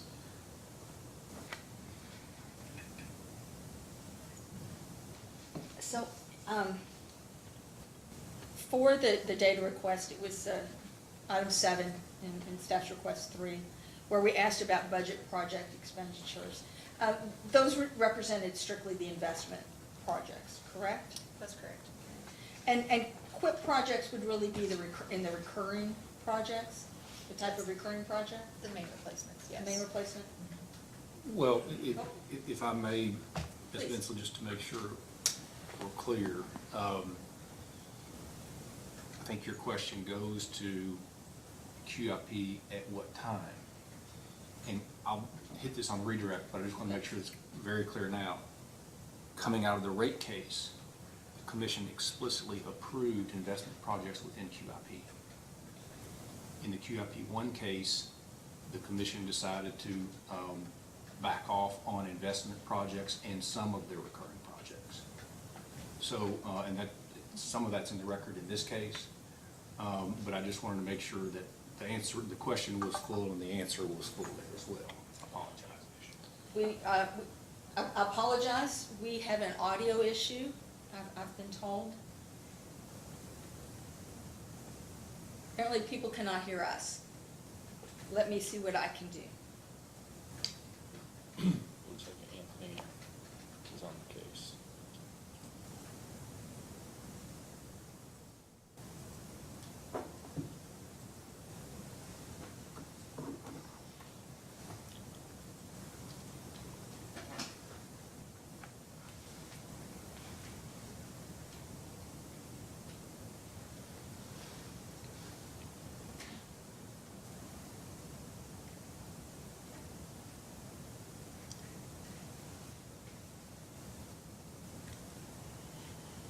I had this the other day upstairs, and the only thing that worked was to log out, log back on. I think It's my solution to everything.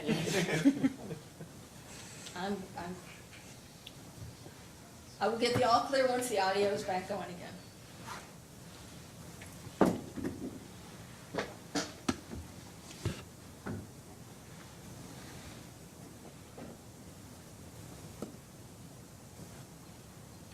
It's like it's on.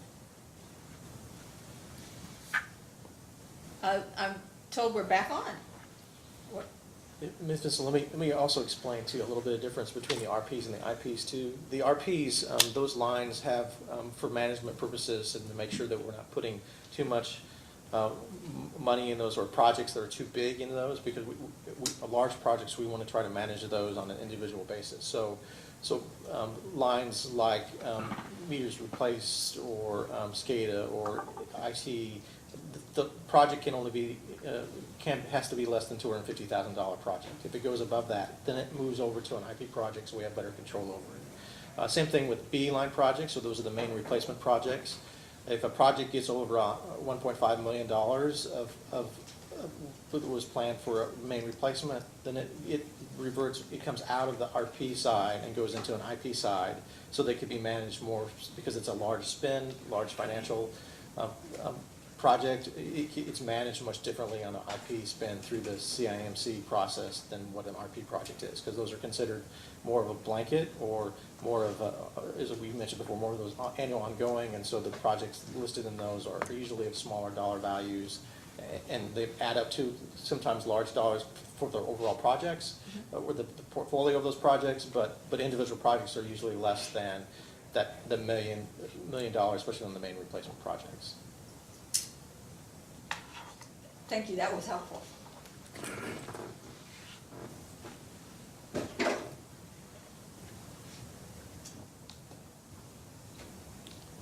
me see where.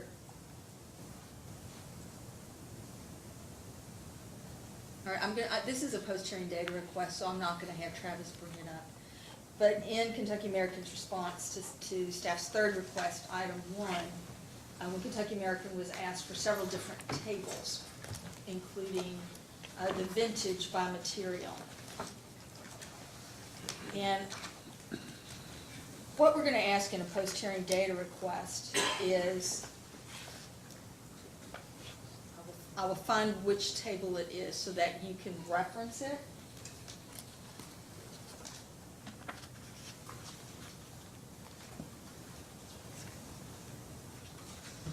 I'm sorry, I'm getting some messages that we're having additional audio problems.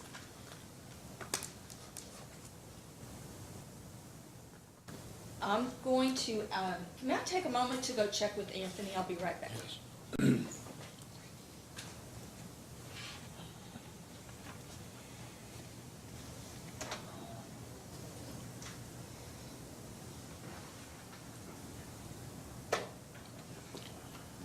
We wish we could blame Russian hackers, but we can't. We hope. I don't think we're nearly important enough. No.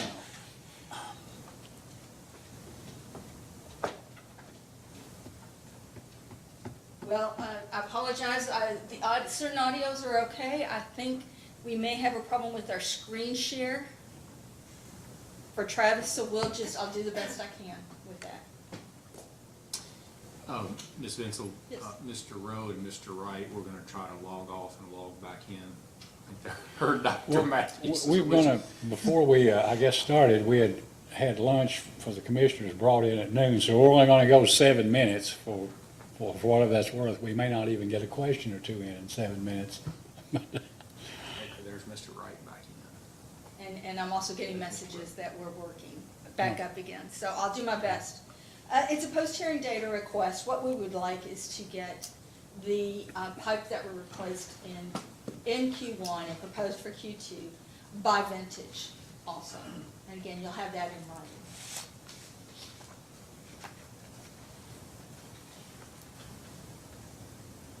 Well, Chairman, I have a few more questions, but I think it's going to take a while. Would you prefer to go ahead?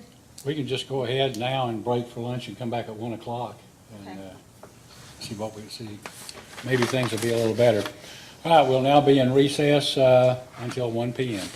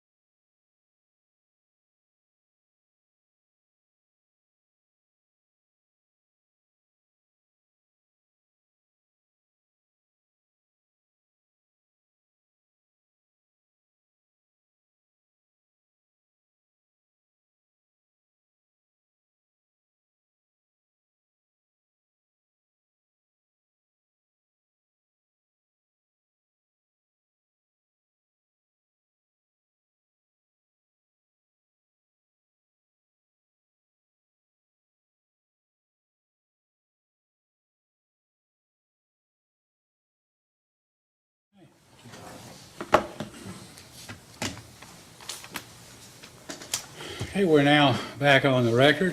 Ms. Vincel, would you like to continue your cross-examination of the witnesses? Yes, Chairman, I just have a few more questions.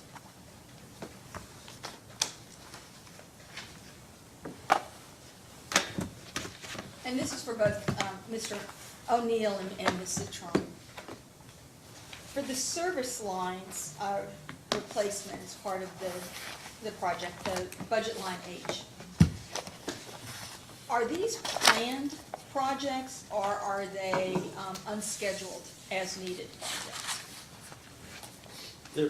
They're unscheduled as needed, so most of the time those service line replacements are because of an issue with that service line, that copper pipe, or that's either broken or causing issues with the service to the customer. Thank you.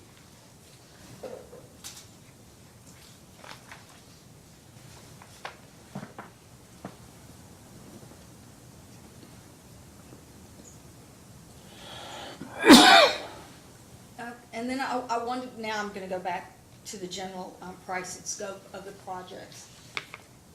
In both the Kentucky American rate case and the last QUIP case, the commission received testimony that Kentucky American was looking at QUIP projects that would be between, several numbers were used, 6 to 10 million, 6 to 12 million, but in that range. This year's QUIP is significantly higher than that amount. So I'd like to follow up on that. The first thing I want to do, now I need to find it. I would like to kind of to walk through Kentucky American's response to staff's second request, item 6C. Travis, can you please bring up its PSC 2-6C? And when it's up, I'll give you the PDF pagination.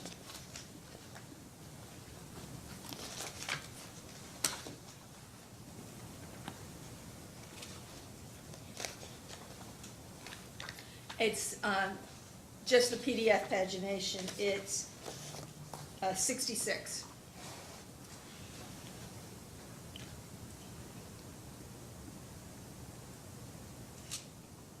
So I'm trying to piece out here an understanding about, the 6 to 10 million in annual incremental spending on the QUIP projects is not the total amount of spend expected for budget line B or the pipe replacement projects. And then down in here, we look at, for 2023, Kentucky American is projected to invest a total of $19.5 million for QUIP eligible projects. And then it says the 6 to 10 million figure is accelerated or incremental amount of that 19.5 million.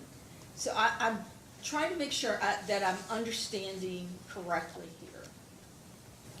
Is it correct that that 19.5 million consists of two buckets?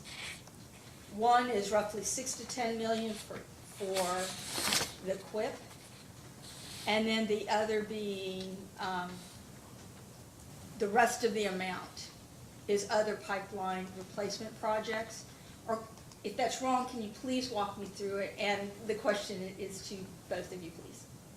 Yeah, let me see if I can't explain, because so many numbers got thrown out during, I think, the direct,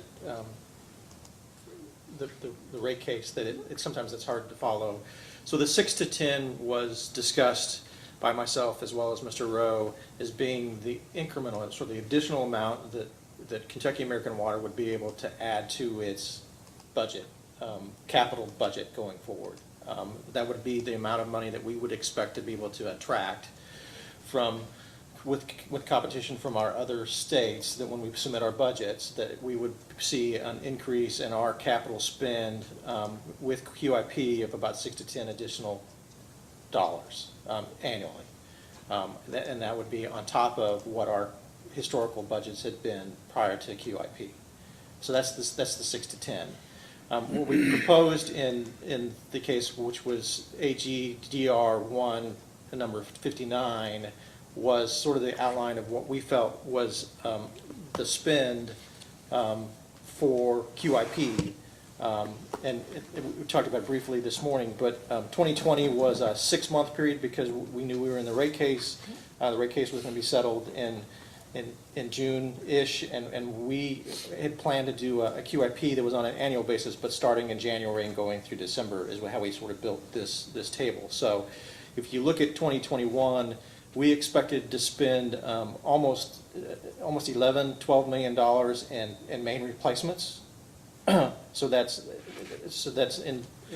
what main replacements, and then the rest of those would be the other asset classes that we had proposed in the case, which was hydrants and valves replaced, service lines, meters replaced, SCADA, some process plant, security, and then some IP projects as well. And so in 2021, we expected to spend as part of the QIP, the first full year of QIP, about $18,029,000. And then in 2022, that would be $20,822,000 with an increase of the main replacements going from that 12 million in the first year up to close to 14 million in the second year. So the 6 to 10 was in addition to. So if you look at back in 2017, 18 and 19, prior to the rate cases, on average, Kentucky American Water was spending about $23 to $24 million on average on their budgets. With the addition of QIP in 21, 22, 23, 24, and 25, as we projected out, that average spend for our capital budgets was about $30 million. So we were able to add in or attract $6 million more from our average spend in QIP. So that's what the 6 to 10 is. And then the 19.521, it comes from what we believe was, or what we proposed was the QIP spend, and what we outlaid in the rate case as part of AG number 59. And then if you go to, excuse me. Mr. O'Neill, if I can interrupt that again, I want the record to be clear, Ms. Vinsel. When Mr. O'Neill is talking about AG request 1-59, that's from the 2018 rate case. And that same discovery response was also filed as exhibit number 1 to Kurt Stafford's testimony in this case. Yes. Okay, thank you.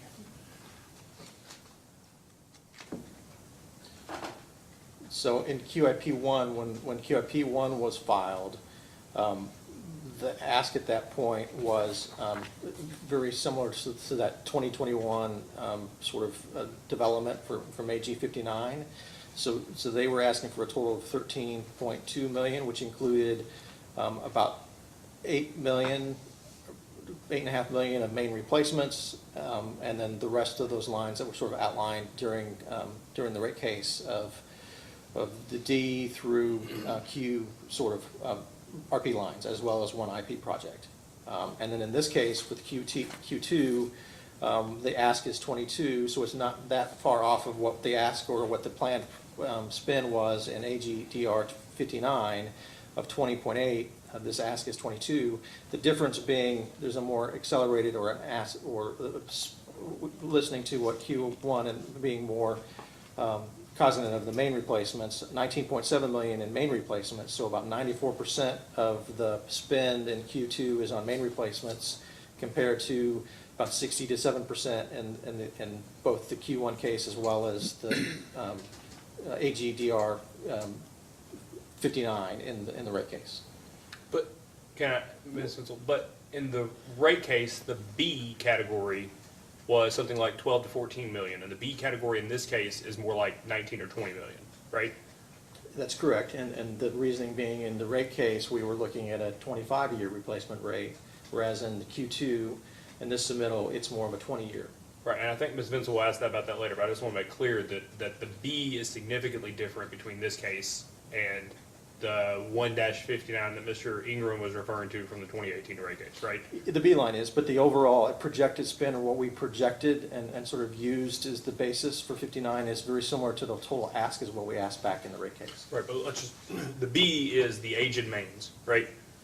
The B is replacement of infrastructure, yes. Well, I mean, Of it's mains. all replacement of infrastructure, Of right? mains, that's It's- correct. It's mains, I think that, specifically in 1-59, it's Yeah, equip, it's an emphasis toward cast iron removal as well as the understanding of the cost of replacement or the restoration cost as well. so I have 1-59 in front of me. I think B is mains replaced/restored in that 1-59 for the 2018 rate case.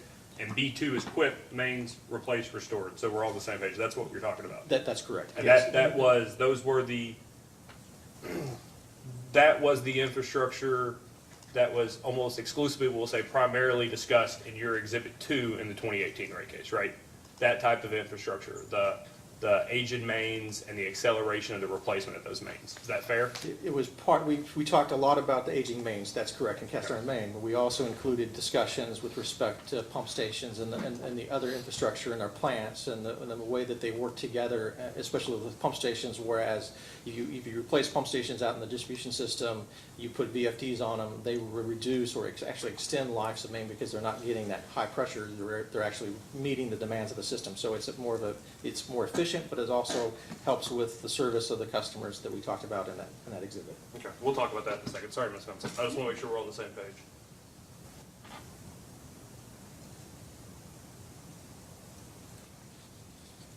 That actually does bring me around to a couple different issues.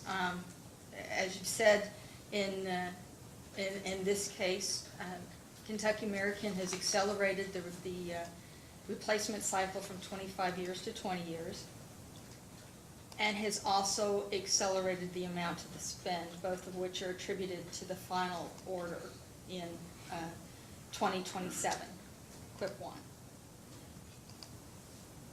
So do you all have a copy of that final order in QUIP 1? Yes.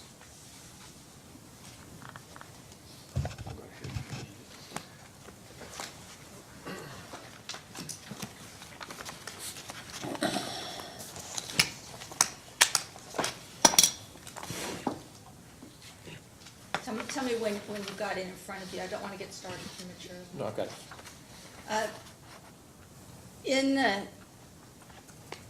In Kentucky American's response to the third data request, there was a statement that based on the feedback from the hearing in 27, that Kentucky American interpreted that it needed to accelerate the spend and it needed to increase the replacement cycle. Unfortunately, due to some audio problems, we do have some of the testimony from 2027. I can give you the citation, but in that hearing, the then Vice Chairman, Bob Cicero's primary concern was that the QUIP program was 60% aging main and 40% other projects, as you may recall. So can I ask you to take a few minutes, look over the order in 2027, and please show us where in that order the Commission directed Kentucky American to, one, change the replacement cycle from 25 years to 20 years, and also where the Commission directed Kentucky American to increase the amount of the spend on the aging main.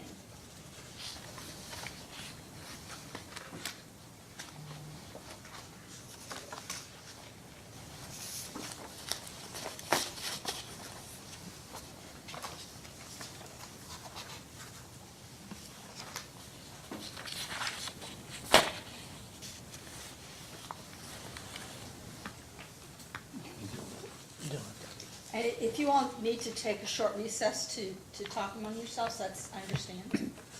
Why don't we do that? Why don't we take 5 minutes or so or 10, let's just go 25 minutes and 2 o'clock. Be in recess until 1:35.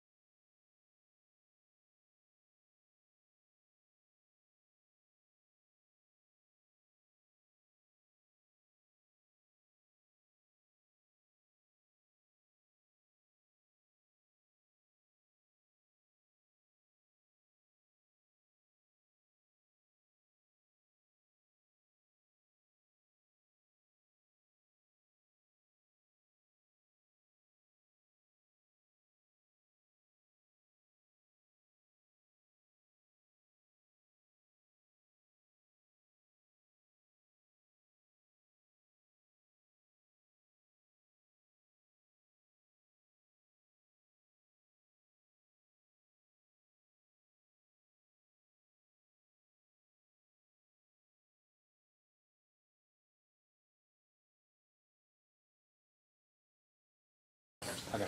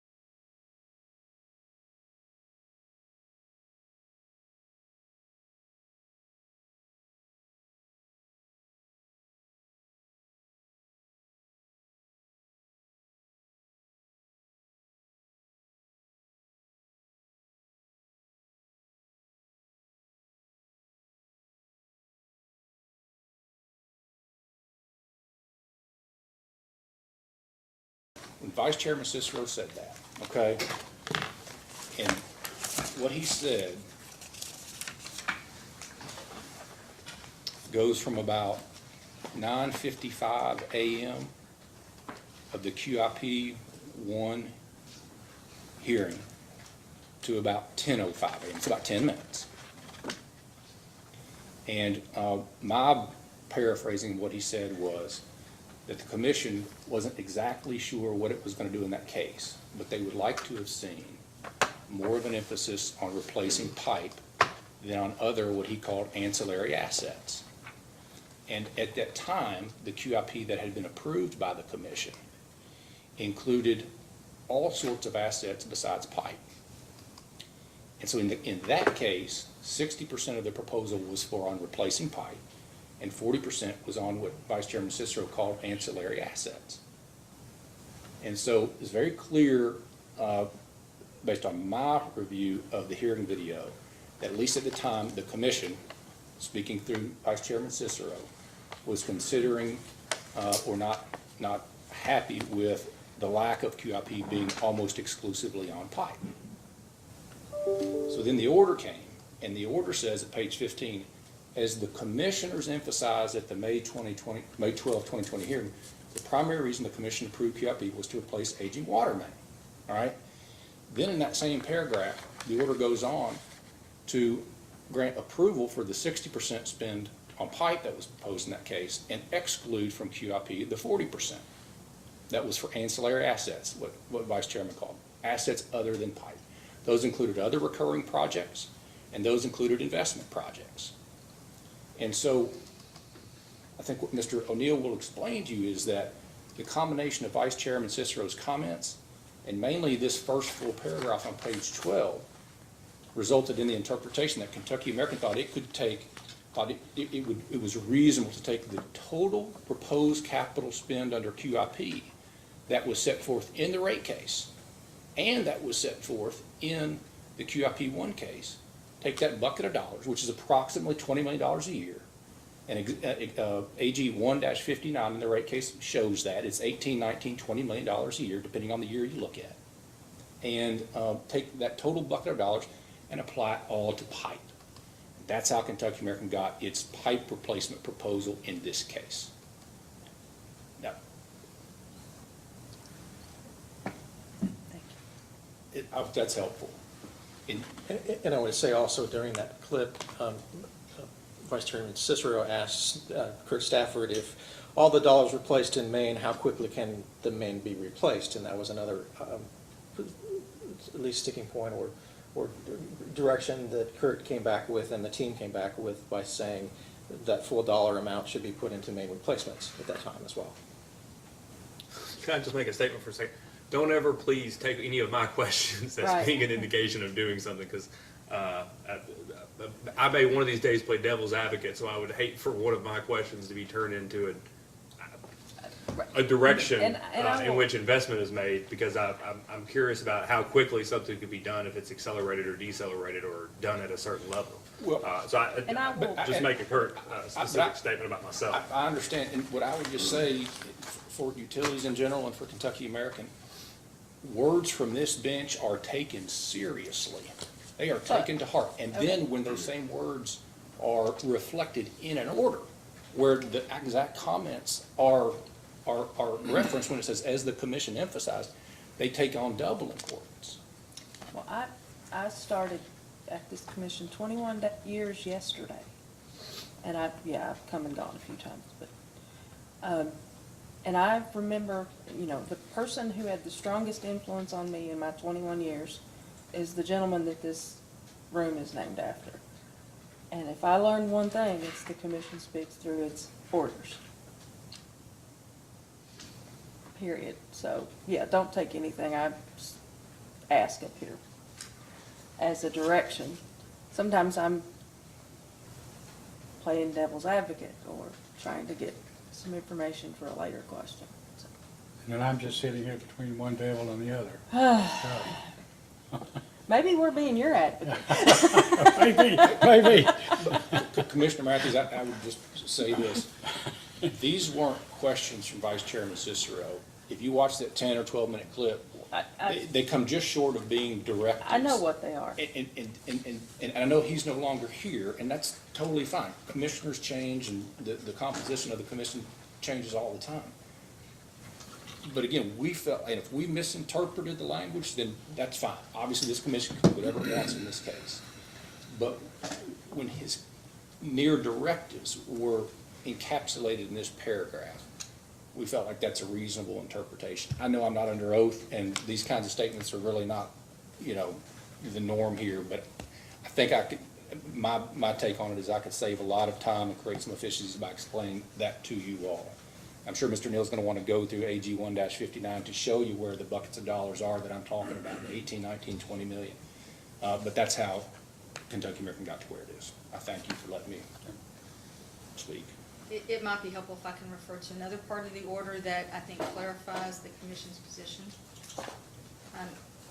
If you have in front of you on page 17, it's the third paragraph. It's right above the section labeled reasonableness of the forecasted quick costs. And I'm just going to read it so I can read it into the record. This is again from the order. Consistent with these findings, referring to the above pieces, the commission stresses to Kentucky American that eligible plant other than scheduled or unscheduled replacement of aging main may be included in the QIP only if such plant is replaced incidental to the replacement of aging main. But in this case, we've got, other than budget line B and C, we've got hydrants and service lines, which is, again, it's contrary to the indication in this order that it was to be only B and C, and to the degree that there is any other ancillary items. And again, I'm not trying to preach, this is more getting into the question. And that was what was stressed in this, was the commission was looking at. And this is what Vice Chairman Cicero said in there, was he didn't know, the commission, were we not clear, who wasn't clear? And that was one of the lines I would have played, was that the commission understood the QIP was for aging main and ancillary only to the extent that it would be there. For example, you're moving a main and there's going to be service lines that are aging, and it's nonsensical not to replace them as you're doing the other. So to the degree, again, my job isn't here to preach, but I think it would be helpful to move this along, to point out this other part of the order. When read in its totality, it sounds like there's a misalignment of views. And I don't disagree with the reasonableness of that interpretation, but as we said in one of the data responses, Ms. Vincent, with all due respect, we think the commission, when it limited asset classes as severely as it did, just 1 year after they'd all been approved, we think the commission got it wrong there. And so we asked for a very small amount of ancillary items to be included in this case. The dollar amounts are small. And we explained in Mr. Stafford's testimony why we thought that would be appropriate, and then in the subsequent DR. So we understood that part of the order very clearly. That has to do with what assets are included in QIP, but still the total dollar amount that's being sought in this case for all of the QIP dollar buckets is consistent with what was said in the rate case and in the QIP 1 case. This wouldn't be the first time that a utility has asked the commission to change its mind on an issue, whether it be incentive compensation or any other things that have gone back and forth in recent memory. But the request for inclusion for budget lines H and F, I think it is, that is, it is inconsistent with this paragraph, but it's a request made because, again, we thought the commission might be willing to reconsider that issue, and Mr. Stafford explained why in his testimony. I think you're entitled to ask us to reconsider. There's nothing wrong with that. So can we move on? Are we ready to go? We or- can move on. Actually, staff is through with this cross-examination. Okay. Thank you. Vice Chairman Chandler? Yeah, thank you, Chairman. Good afternoon. Let me ask this. 1-59 has, let's call it $18-21 million over the next couple of years, total quit projects, right? Somewhere in that neighborhood, of which 12 to $14 million are category B, right? The rest, let's just, very round numbers, nothing specific here. $6, $7, $8 million are other categories. Is that fair? Is that your understanding of 1-59, AG 1-59 from the 2018 rate case? Yeah, Okay. you're correct, yeah. Meters. B, C, D were all main replacements. Those outside of it, those other RP lines were infrastructure that traditionally is being replaced because of this end of its useful life, but, and that's why we included in QUIP, but that is correct. Okay, so, let's say it's $7 million, roughly. Is that fair? $7 million is what it represents in those outer years, 21, 22, 23, and that 1-59, the non-B categories. Well, do you have 1-59? This might just be easier just to, No, I do, yes. okay. So as I look at it, 2022, B and B2 are $14 million of the total recurring projects. Do you see that? Correct. 2 and 12. And then the total amount for the total recurring projects is in 2022, 18.5 million, right? In 2021. I have 2022, 18.57 million. This is, just to be clear, this is page 2 of 2. Okay, I apologize, Okay, you're correct. all right. So the difference, the 14, the 18.5 is about 4.5 million. And then there were other projects that were investment projects at the bottom that were pumps, things like that, that were another 2.2 million. So we'll just call it 7 million. Is that fair? What, with respect to what was main and what wasn't Net of main? B, yeah. Total amount net of B. So 20, it's That's- 20.8 no, is, That's fair. 20.8 is total, right? Minus 14, that's $6.8 million. Yep. Right, okay. Is the company in 2022 anticipating spending investing the other $6.8 million in those other categories? Yes, they are. Okay, and it will be recovering those through just accumulation of QUIP and rate base or That's right. AFUDC, and it will be recovered in rate base? That is correct. Or unrecovered in rate base, whatever it may be, whether or not it's. What or not it's allowed. Okay. Correct. So the company's utility plant and service, let's just talk rough numbers here, in 2021 is proposed to include, I think this QUIP is 22 million is what's proposed, correct? It's $22,011,000.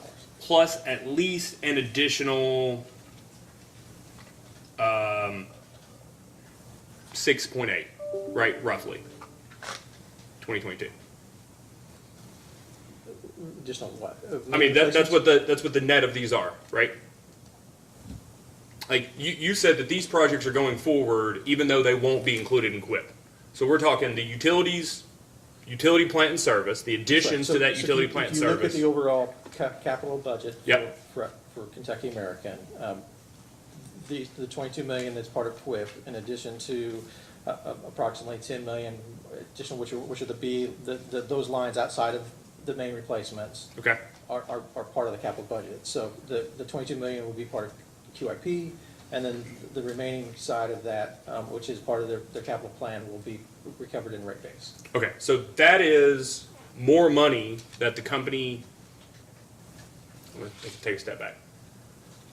All of that investment is in addition then to the investment the company intended to make from 2018 that were not going to be recovered in QUIP, right? Because what we just talked about, the almost 7 and the 14, but it's now 19, right? That amount was all anticipated in this response to be recovered through QUIP. Is that fair? Yeah, I mean, when we created 59, this is sort of the same thing. That full amount of 20.8 million was a subset of the capital plan, so about 30 million as well in that plan, and that was part of what was to be QIP to go, and the rest of it, that about 9 to 10 million was going to be rate base. And that's what I want to get to. So is it the company's testimony that the overall capital plan has not changed? It's still approximately $30 million Yes, a year? If you go back to prior to QIP, our average was about 24 to 23 million dollars on average. After QIP, or the addition of QIP, it is now closer to the 30. Okay, so, and I'll ask that in a second, and I think a posting your data request may be helpful. I was able to go back through and these are all facts. I'm just making a representation, and the company can sort of check it later. But in the company's annual reports, I went back starting in 2013 and just looked at the utility end of year utility plant and service balance, right? And in 2013, I have that it was approximately 614 million. And then the additions each year are approximately 13, 16, 46, 27, and $29 million for an average between 2013 and 2018 of 26.2 million. Yeah, Okay. the issue or the problem with using the rate base is there's IP projects, large projects that are part of the capital plan that may have spend in one year but don't go into service to the next year. So the capital spend is looked at from a dollars going for projects is that 30 million or so on an annual basis, compared to 23 million prior to the QIP. Well, and that's fair, but that also, by taking the average over 6 time periods, that should, you'll catch last year's, you'll pick up next year's, that should balance out, right? 26.2 million increase in utility plant As service. the year before, the year after, it isn't a huge swing in the rate base. Okay, and so if this is correct, approximately $26 million in increase in utility plant and service year over year, and the capital, anticipated investment in capital in this next year is about $30 million going forward.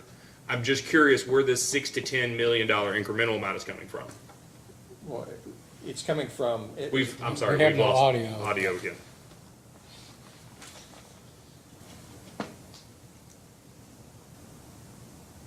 It's definitely on our end, because I think they can hear on YouTube. Karen said We can hear on YouTube. she can hear on YouTube. So it's just Mr. Wright and Mr. Rowe that can't hear. It's the people you're gonna ask follow-up questions to.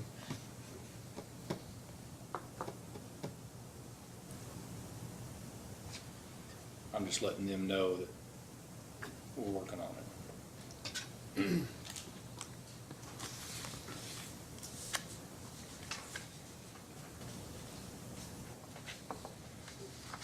And it seems to only do this when it doesn't.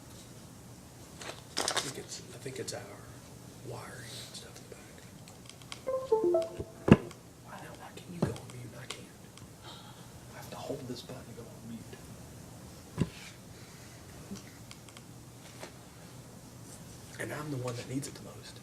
No, you're the second one that needs it the most. I'm the one that just one of these days this will be unplugged and everybody will just go on for life. I'll just be talking in the here and we'll continue.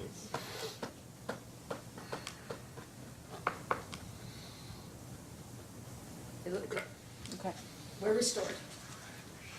Just need to let that little mic go green here.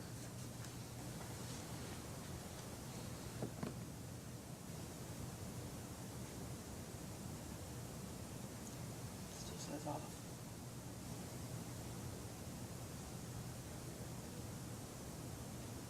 I don't-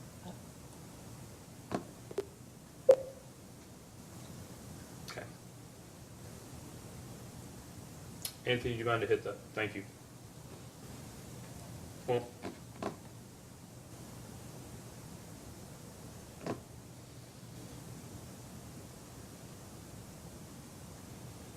okay. So if the utility plant and service additions, and I know it's not a perfect proxy, but it's as close as we have, right, going back. The utility plant and service additions year to year was 26.2, right? And the anticipated capital spend for the next year overall is 30 million. Where am I missing this 6 to 10 incremental amount that's supposed to be dedicated to main replacements? Unless, the only thing that can make sense to me is that the company isn't spending as much on these, I think they were referred to earlier, ancillary or incidental non-main investments. Unless less is being spent on that than originally anticipated, where am I missing the difference between the 6 to 10 incremental, especially over previous years? No, I think there has been an adjustment in some outer years with respect to investment projects. And if you got to remember, we're coming out of some large investment projects at both KRS-One and Richmond Road Station. So we would see a reduction in investment projects. But you look at the SCEPs, and that's what we sort of used, and that's our budgets for the year. We've talked about those in the past. For our 2017, 2018, and 2019 SCEPs that had $17, $18, and $19 in them, the average spend during those years on the projects that were before QIP was averaging about $23.4 million a year for the average capital spend. Coming out of that, with the addition of QIP in the years 20, 21, when the budgets were put together, and 19, and looking at the years 21 and 22, the average spend or the capital spend is about $32.7 million. So it is an increase of more than $6 million from what was spent in the SCEP and the capital plans on an annual basis compared to what we're doing on QIP. And that's that acquisition, or that being able to sort of attract the $6 to $10 million additional that we talked about in the rate case. Okay, so let me ask this: with 1-59, the AG 1-59 from the 2018 rate case, $14 million for the B and B2 category, right? This case proposed 19.5, $20 million for the B category. Is that correct? That's correct. 20.6 is on the B. 20.6 on the B. 20.6 on the B and Okay. the C lines. So, is that attributable to both increases in cost concerns and an acceleration from 25 to 20 years, or just the acceleration of 25 to 20 years? It is a little bit of both. Most of it is the acceleration going from 25 to 20 years, but it's also recognition that there's the cost per foot, especially for those Q2 dollars, those Q2 projects, have more restoration work in them than what was previously. I mean, the goal is about 15 miles of main replacement to get to that 20-year life cycle, or to get to 20 years to move it. And that's sort of what developed and made into the from using 14 and I think 14 and 14.9 in this case, the anticipated spend for that is that the 20.6 million in main replacement. Okay, so taking a step back, your testimony, your exhibit in the 2018 rate case, do you have that exhibit? Exhibit 2? Exhibit 2, yeah. I do. Okay. Do you mind to turn to page 16 of that exhibit 2?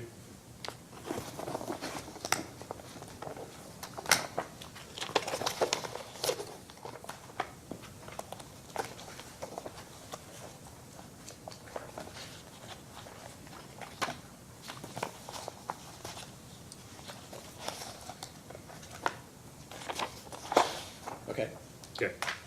Are you there? I am.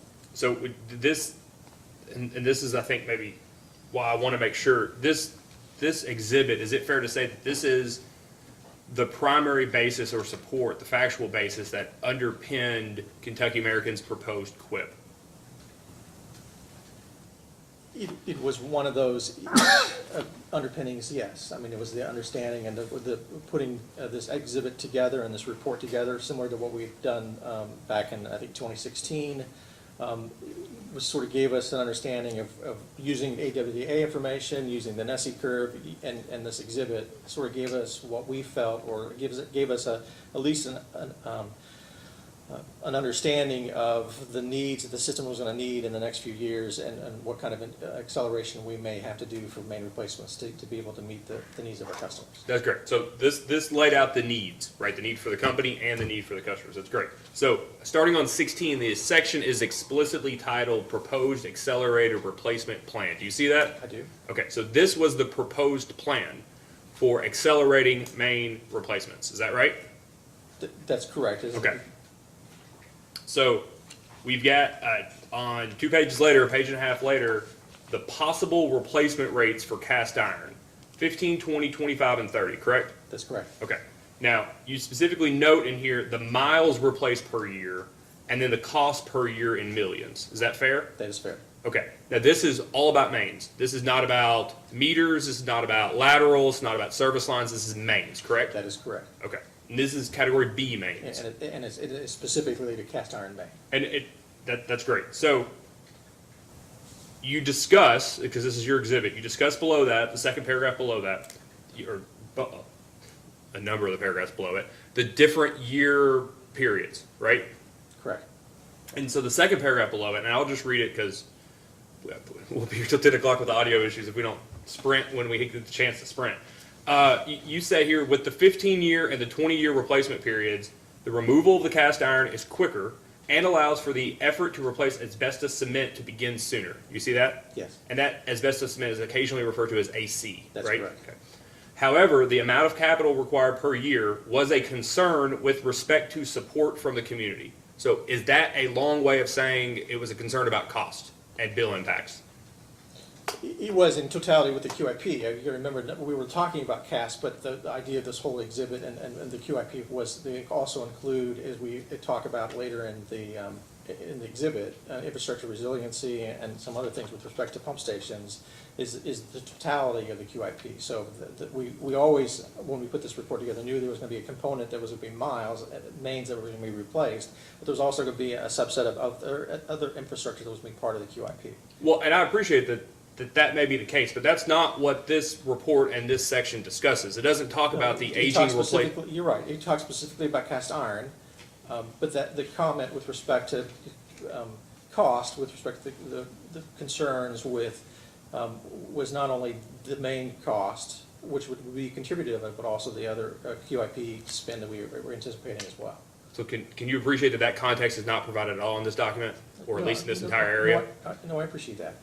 Okay, so the statement made here was the cost concern, the rate concern for customers as it related to the accelerated replacement of mains. Is that accurate? Yeah, because when this report was put together, we had not done any kind of analysis with respect to, from a revenue requirement standpoint, from a budget, what kind of QIP would be sustainable, what would be the percentages. And so it was an understanding based on other other replacement cycles, and those that we had to be cognizant of what that impact was going to be on the ratepayers. We didn't say, the report doesn't say outlay how much we think the customer can support. It was just information saying we just have to be careful with respect to how quickly we ramp up. Great. So what has changed in terms of being concerned or careful about that if the capital spending is going to be identical regardless of whether those additional non-B categories are included in the QIP? What studies have you all done that would make you think that accelerated? As part of the rate case where we put together what we thought was going to be the spend in 59, and in 61, then we then outlaid what was the revenue requirements of that, and showed a spend rate of percentage increases of 1.9 to 2.5% on an annual basis, and that was what we felt was comfortable for a customer, and again, with the understanding that not only was QIP helping us to accelerate, but it was also the ability for the customers to pay smaller amounts, which was talked about in the order for the rate case, smaller amounts, and had less impact on the customer on a smaller amounts on an annual basis rather than waiting for that all the improvements to be done and come into a rate case and have a sticker shock of a large rate case. Okay, so the next sentence, in addition to the level of capital commitment per year for 15 and 20-year replacement rates could have a negative impact on Kentucky American to address other infrastructure replacement needs, such as water treatment components at the water treatment plants that are also entering the end of their useful life. So have you all just realized that that's not a concern, or you've alleviated that in other ways? No, but that statement in this report was meant to say that if we accelerated only with no QIP and we all just put the money into our capital plans with just main replacements or trying to get to these rates, that we would have to reduce the amount of our if our SCEP at that point was averaging 23, if we were going to do a 12 million, we know that half of the budget was going to have to go to main replacements and the rest of it was going to go into the IPs from historically. That's what that comment was getting to. I hope you can appreciate there's a lot of context that's not here at all Well, I as it relates to understand. aging mains and the accelerated replacement of those aging mains. You know, an exhibit, I appreciate that. And the exhibit was sort of to show the need for the main replacements, what was driving the main replacements, what was the ages of the mains. We made these comments for concerns that we would have that we had to be cognizant of as we go forward. They weren't statements to say that, this is the end all be all with respect to you've got to control it, or we didn't have to put the intent was to be in context. It was more of an exhibit to be shared internally and it's sort of used to drive it, not something that we expected to be used as sort of rate-making purposes, I guess. So could you appreciate that these aren't just the company's concerns necessarily, these would be the commission's concerns in approving something like this, right?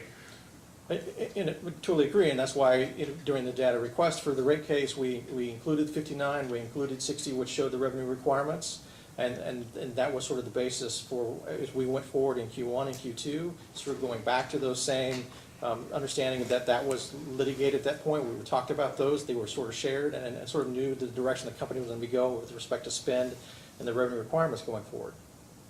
So I'd like to talk second.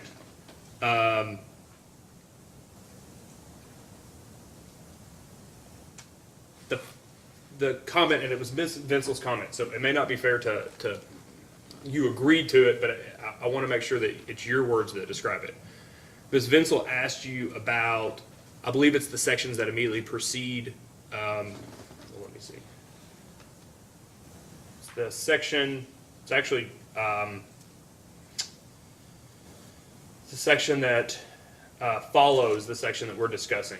Right after the conclusion and the appendix are the resources of that O'Neill Exhibit 2 from the 2018 rate case, where you have maps and lists for year 1 through 5 of the projected replacement. Right. And I think what Ms. Vincel asked you was, is this supposed to be illustrative? And I thought you agreed with that. Is that the case? That these proposals in terms of what the plan was each year were supposed to be illustrative, or is this what you all anticipated based off the models you had then that you expected to complete in each of those first 5 years? It was an attempt to use the model that we had at that point, add in cast iron mains, and sort of look at what kind of the spend rates, and if you the anticipated spend of about $6 million of those was sort of more in that 30-year. It was more of an illustration for us. To sort of see what kind of projects, how many projects would be in it, and what it would sort of look like if we started to do those over a 5-year period. Okay. It was not intended to then be the roadmap. It was more of how many projects we would potentially see. This would drive an understanding of how much we needed to bundle. It was more of an illustrator for us to sort of work through and sort of an exhibit. So I would be interested then for the additional context of how these first 5 years relate to that title, that section that we just discussed, which was explicitly entitled the proposed accelerated replacement plan. Were those the first 5 years at that point of the proposed accelerated replacement plan? No, they were sort of, Table 7, that whole section talks about whether or not it's 25, it's 30, it's 15 years, and trying to get a feel for what is the right mix of main replacement programs. And we used the projects to sort of get a feel for the resources that we're going to need, the number of projects we would potentially see. And then we came to the conclusion that as part of this exhibit, and what we used is the rate case is to go more with that 25-year main replacement cycle of 13 to 10 miles a year. Okay. So And you a all spend of $12.6 to $8.9 million a year. with the runs that you all did, and by runs I mean these maps, right? The first 5 years of what the analysis looked at. With the runs that you all did for those first 5 years, you had an indication of what areas of Lexington, because that's where the majority, if not all of these, are exclusively located. You all had an idea of the area of Lexington that these projects would be completed, right? That's correct. So I want to get back to the question, and I interrupted Ms. Fensel earlier to ask it.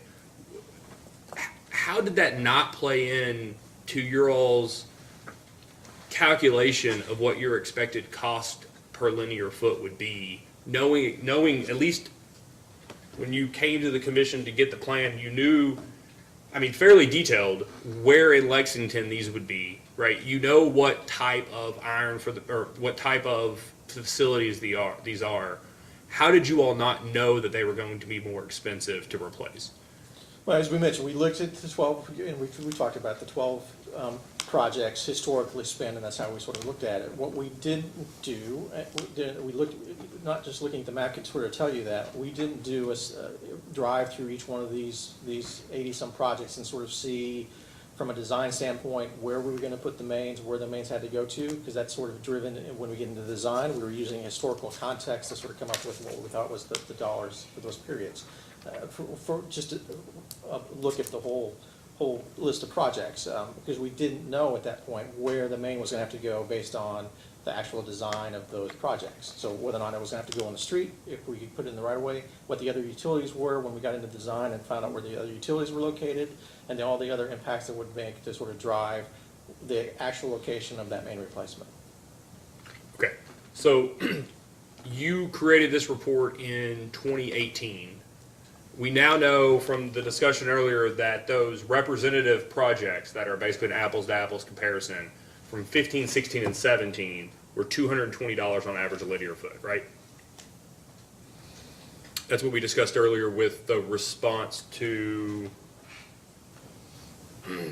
excuse me, I think your response, maybe both of your responses to staff 3-4, which is, I'll let you get there if you'd like, but you noted that for the above projects completed in 15 through 17, the average cost per linear foot of main replacement is $222.84. Do you remember that? Yeah, I will, and I'll let Ms. Citron sort of answer this because she has a better feel for those projects, and because of Q1 and the understanding of the design and knowing where mains have to go to, there was an understanding of what kind of representative projects made up this list, and I'll let her sort of explain sort of what. So to answer your earlier question, it's been refined. We've learned as we've gone along. The 12 projects we picked probably weren't as representative as they should have been. With the understanding of where we think these mains are going to go, that's what created this table that Ms. Citron can explain.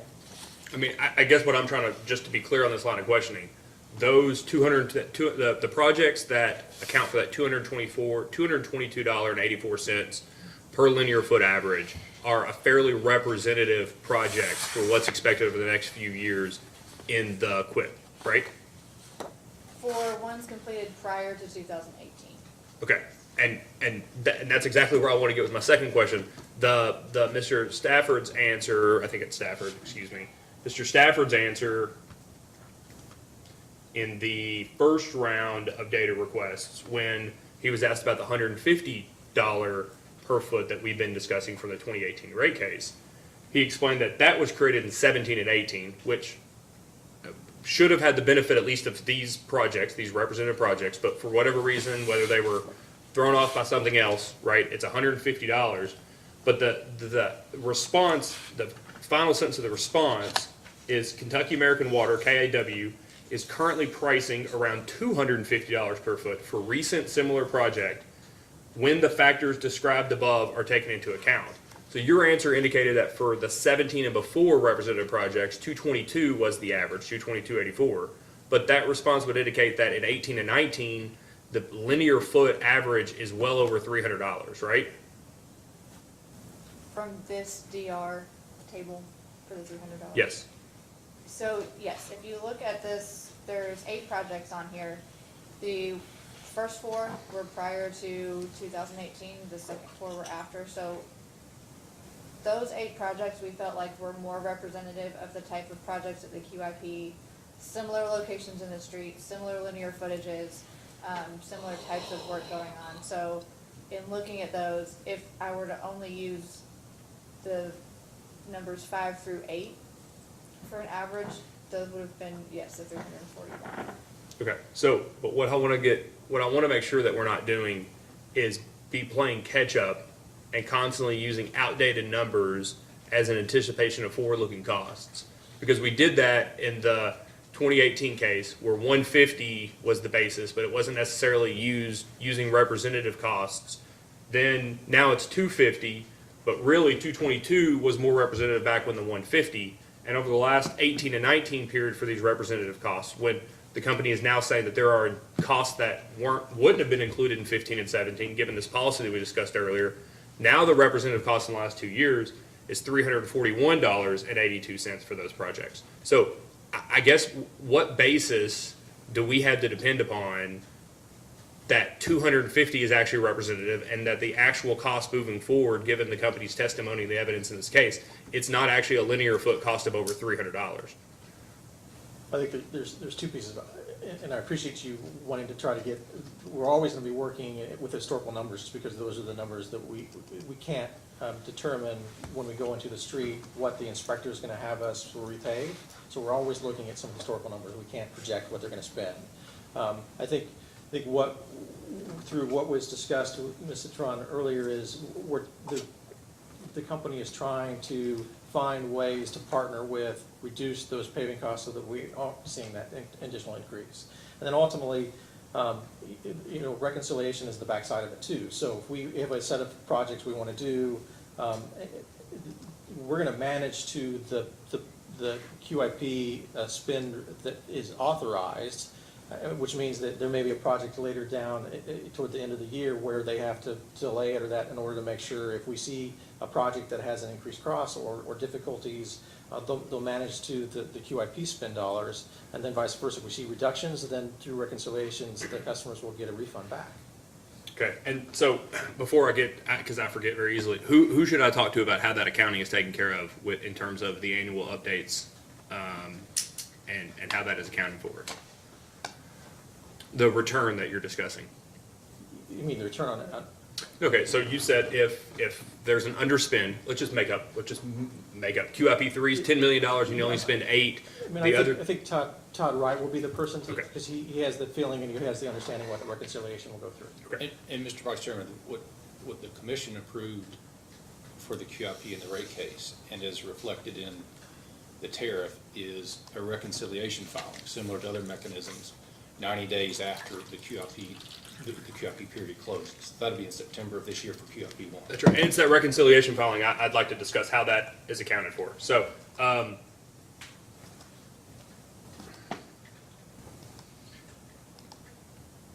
so your response brings me to this issue with Lexington. Who is having the discussions at Kentucky American with Lexington on the paving? We'll call it the paving issue. If you all know, we've talked about it ad nauseum today. The paving issue. Who at Kentucky American is actually having those discussions with representatives of LFUCG? In terms of what's required after construction?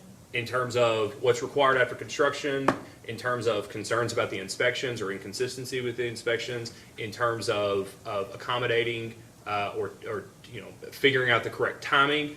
And I think to your response earlier, in terms of working with them to explicitly reduce the cost of fixing these areas after the company comes through for replacement. So there's two separate issues. When we're looking at construction projects, the people having the conversations about what pavement restoration is required is the City of Lexington's inspector meets Kentucky American's inspector at the job site. They review the work that's been done, the extent of the cuts to the pavement, and then the City of Lexington inspector will make the determination for what's required to go back to our inspector. The second piece of that, in terms of more proactively addressing this, trying to work on some contract sharing with the city, would be myself, the other engineers at Kentucky American, as well as had been our Director of Engineering, Mr. Stafford. Okay, so I don't know how. I know Mr. O'Neill has been at the company before, and I don't know how long you've been at Lexington, but could both you all understand the Mr. Ingram may think I'm understating this. The interest that the city of Lexington has in the rates of Kentucky American Water over the last number of years. No, I think we appreciate that. And look, it's not just a Kentucky American issue with respect to pavement restoration. It's all the utilities are working in that space. No, and I appreciate, I guess what I'm trying to say. It's not just Lexington as well. I mean, you go across others to Chattanooga, to state locations in Illinois and Peoria, and those restoration costs have seen increases as well.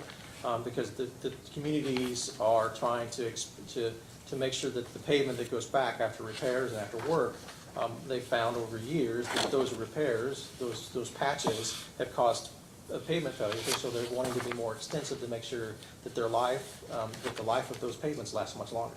No, I appreciate all of that. I guess what I'm trying to say is Lexington as a city has shown significant interest in Kentucky Americans' rates insofar as they've expended their own funds to participate and intervene in a number of rate cases over the years, right?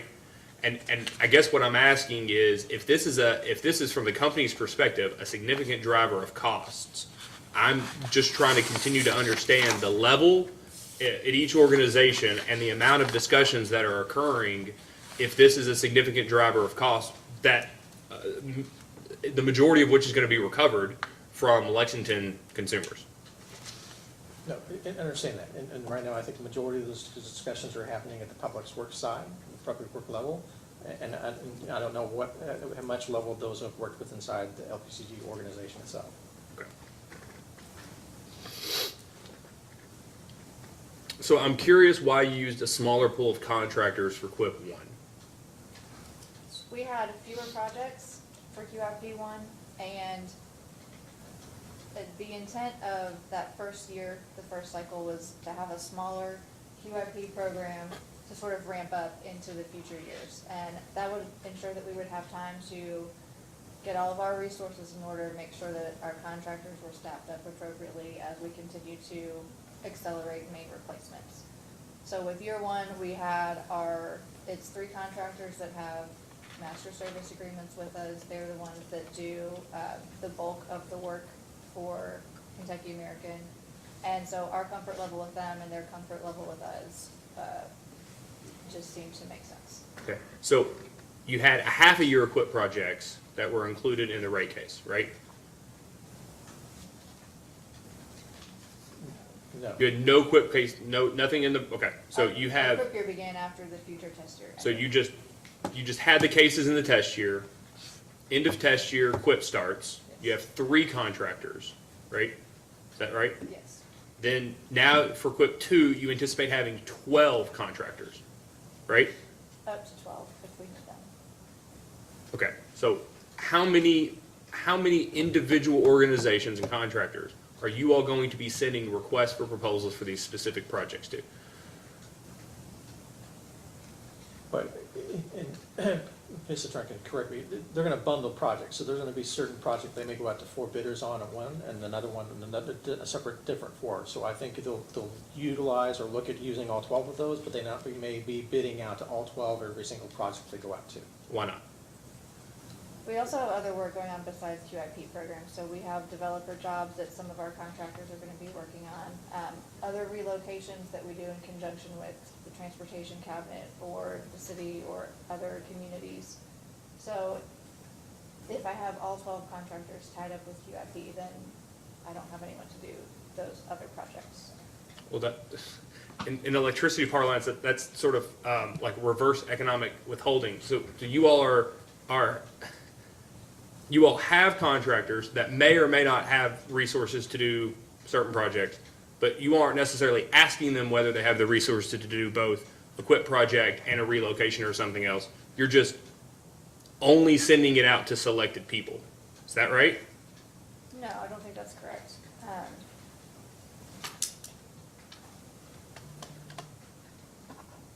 So let me ask this. On what basis are you just choosing 4 contractors to send specific projects to respond to? So for the intent of QIP2, if there's a project that is more than 4,000 linear feet, we may consider that in a different bucket of anything less than 4,000 linear feet. If we have a bid where we have more than one contractor respond that they are not going to submit a bid because they are at capacity, then we would look at wanting to expand that to other contractors. Yeah, so how do you know they're at capacity? And why wouldn't you just put it out for bid and their response be no response or that they're at capacity? That is, if they make the determination whether they want to bid on a project or not. So I'm confused then by Mr. O'Neill's response where he said he might put projects out to bid to maybe 4 contractors. Why then only the 4 and not the 12? Look, from an administrative standpoint, sending 12 bids out 7 times, it takes work for those contractors to put the bid together. Part of it is so Ms. Citron knows what those contractors are doing at that point in time and how many crews that they have. There's no reason to have them go through the process of putting the bid together when they know that they don't have a crew to sort of do those with. And from an administrative standpoint, looking at 12 different bids coming through, it can be onerous. So they pick those contractors they think are going to be successful, both for what is available at the time that those bid out, what they think is going to be successful with those projects, and have those 4 or 5 bid against each other. Because if you bid all 12, you're going to get some that just don't want the job. They're going to high bid it and low bid it. And so when you build then or try to develop an understanding of what to expect cost-wise based on your bids coming in, it sort of throws those historical context out of whack as well. Do the master service agreements with the contractors require that they respond to proposals? No. So why wouldn't it be if they're too busy to respond that they just would not respond? Why would they go through the process if they're too busy to respond and wouldn't be able to take the project to continue to bid? I don't understand why they would go through that effort if they don't have the resources to do it. Because it is an effort. I mean, they go out, they look at the job site, they track down their suppliers that have to provide things. They have to it's not just putting numbers on a piece of paper. They actually have to go through several steps to do that. And if they're already busy, they don't appreciate the fact that they have to, or they won't go through the exercise of putting those together because it's time that they could be spent on something that they are getting paid for rather than a speculative bid that they know that they can't even do to begin with. Okay.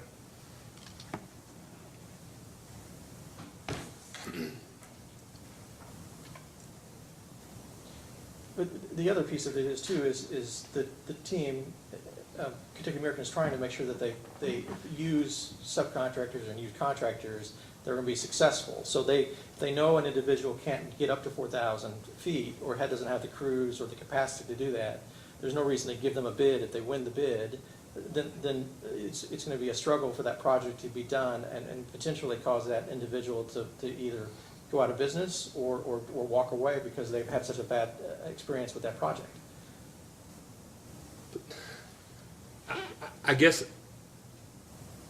I'm confused at where Kentucky American thinks that they have the knowledge or frankly that's part of their expectation to pick and choose which contractors they would like to propose bids to for the benefit of the contractors. And it's based on historical context of knowing when projects have been bid before, what is expected and how the outcomes of those are with respect to running the business and having that foresight and all that historical information of what's worked in the past and what makes sense that we get a very competitive bid going forward.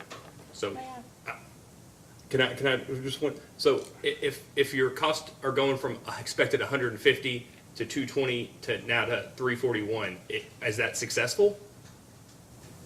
Well, the cost for installation, I think Ms.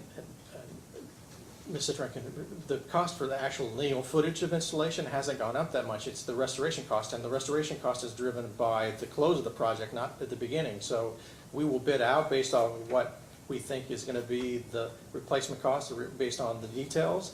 But that cost drive is being driven by their subcontractors with respect to asphalt plants and the asphalt and actually doing the restoration work.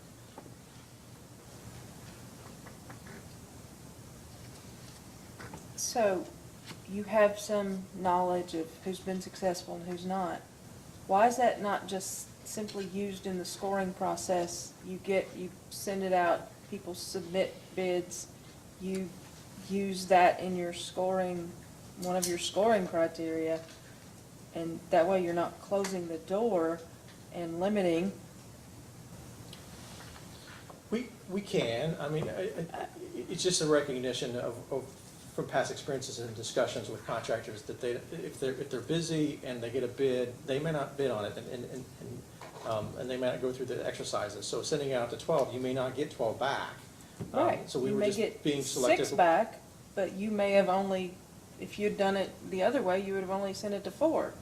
You got 2 more than you might thought you would have Yeah, gotten. and we don't disagree with that. We're just trying to be proactive and make sure we get it. Trying to be an economist.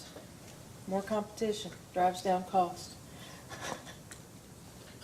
In some cases it does, in other cases we've seen if folks may just put in a bid because they're thinking that if we don't put in a bid, we won't get another proposal or another bid, that we see higher prices too, so.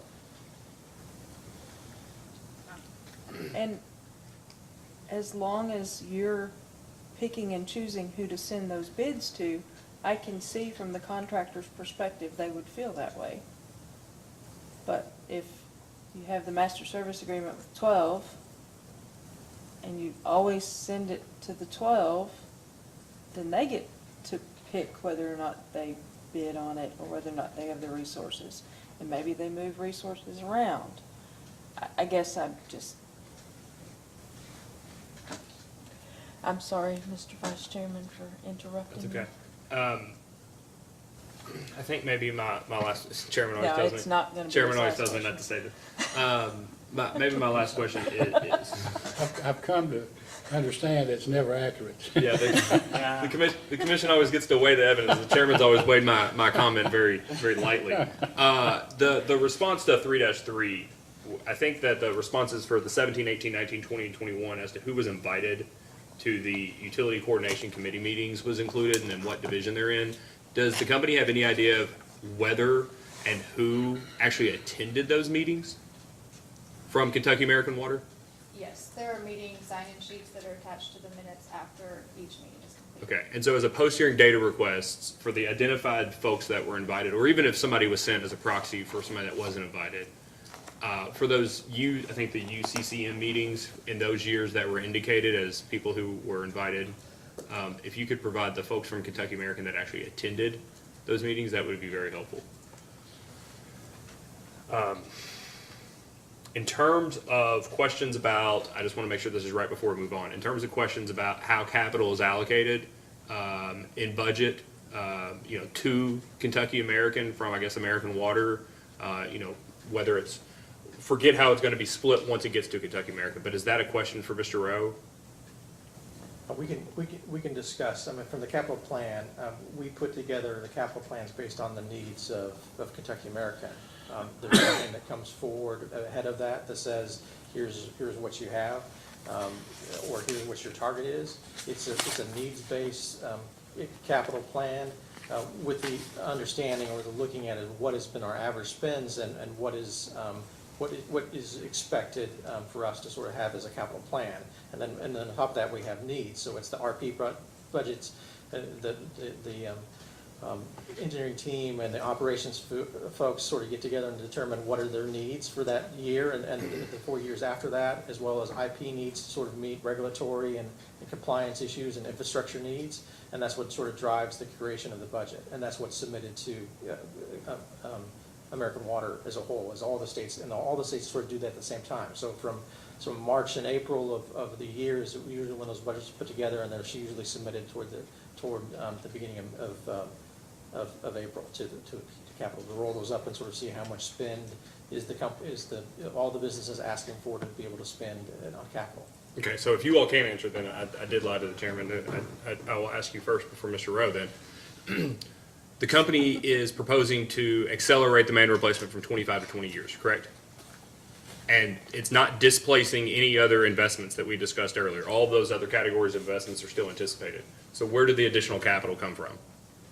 When budgets were submitted, And we talked about it, historically, we're spending on average of 23 with QUIP and the addition of QIP spend and keeping several of those RP line spends with the needs of what the business needs to do to continue to operate and meet the needs of its customers. It's seen an increase from 23 up to the $30 million. And so it's seen over projections for 22, 23, 24, an additional $6 million of capital allocated to Kentucky American. 6 million in addition to the 23, 24, or 6 million in addition to 30? 6 million in addition to the 23, 24. Okay, so that's where the math doesn't add up to me. So the 6 in addition to the 23 was what was anticipated in the 2018 rate case in that 22 category, right? Say that one more time, I'm sorry. So the 30 was what was anticipated in the company's proposal in the 2018 rate case, right? That's correct. Okay, so though in this case, you all increased that B category from 14 to 20. That's an additional $6 million. Are you still at 30 or are you now at 36? No, we're still at 30. I mean, you look across it's not a constant 30. Some years go up and down depending on the needs and what IP projects are coming in, but it goes anywhere from 30 up to 38 to 33 over the years. Right. Just depending on what other IP projects, what other investment projects have to come in those spaces. And UV is one of those, so that will be a large expense. And so there's an IP project that will be back in 24, 25 to sort of pay for that. So there's going to be fluctuations like every step before that. There was some years there were more and some years less, depending on what the largest projects and what the project mix and the needs are for the company. So what I'm trying to find out is, with the increase in category B, were there other projects displaced? I guess that's the end of the question. Were there other projects displaced? At the time that the capital budget was put together, the needs are being met through what the capital plan is, and that added up to about 30 million for 2022. Yeah, but that's not what the plan was in 2018. So that's what I'm trying to figure out. If we always just say that the budget is the budget, then there's never a deviation for the budget. It's just But the what we budget was follow. put together 2 years ago, so things have changed. And so either we've accelerated projects in anticipation of knowing that we're going to put more into the B-line projects, or we've been able to defer a project because it wasn't needed at the time of the 2022. So that's why it's not apples to apples. It's always constantly moving every year. We're looking at the needs and making those adjustments. And my question is, what $6 million amount moved? Was something deferred? Was something done earlier? Was something done later? I'm wanting to understand how we were able to propose, in this case, the royal we, everybody in this room, how you all were able to propose an additional $6 million in B, right? And what that displaced or what changed that would lead the company to believe that that's possible, to spend another $6 million on Schedule B from accelerating from 20 to 25 years, plus the cost in restoration, right? What impact to the rest of the capital spend that $6 million change leads to? And I don't think that that's necessarily in the record, so that's why I'm asking. No, and it's subject to check. We'll have to go and look. Okay. All right. Unless- We ask that as a post-hearing discovery request, is that what has been, from the snapshot that was taken when the QUIP was proposed for capital spending to now, how this acceleration affects the other capital spending, and if it's additive to it, or if it's in lieu of, and if it's in lieu of, then, how that is split then between the QUIP and recovery through base rates.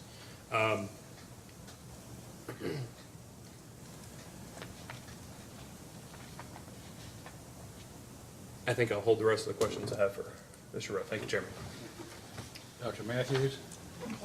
I have no questions, so, Mr. Ingram, I'll redirect. I do, but I'll be as brief as I can.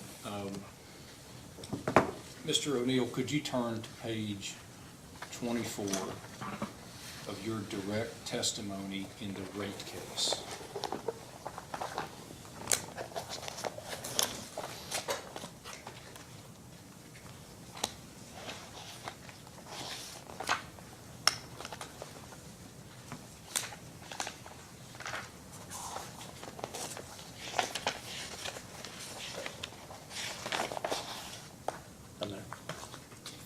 Okay, do you see the single question that's on that page? The question is, what asset categories are included in the company's requested QIP? I do. And in that answer, you list a wide variety of categories that were proposed to be in the QIP, correct? Correct. was not limited to just mains, was it? No, it was not. Now, Vice Chairman Chandler's cross-examination of you was focused on what was in one of your exhibits to your testimony and the focus of that exhibit on mains. But you're very clear in this question and answer here that the QIP went well beyond just mains as proposed in the rate case. Is that right? That is correct. And I don't, in the interest of time, I'm not going to ask you to read the answer. I'm certainly not going to read it. But you have reviewed the Kentucky American tariff sheets 48 and 49 that came out of the rate case, correct? Correct. And is it those tariff sheets those are the two tariff sheets that are specifically dedicated to QIP, is that right? That's correct. And those tariff sheets describe the assets that were approved by the commission when it approved QIP, is that right? That is correct. And is that description in the tariff sheets consistent with your answer here? It is. In the rate case, the Attorney General's office opposed QIP on a number of bases. Is that your memory of the Attorney General's testimony in that case? It is. Was one of the arguments against QIP that the asset classes proposed to be in QIP were too broad? It was. And did the commission specifically consider and reject that argument in its rate case order on page 81 of that June 2019 rate case order?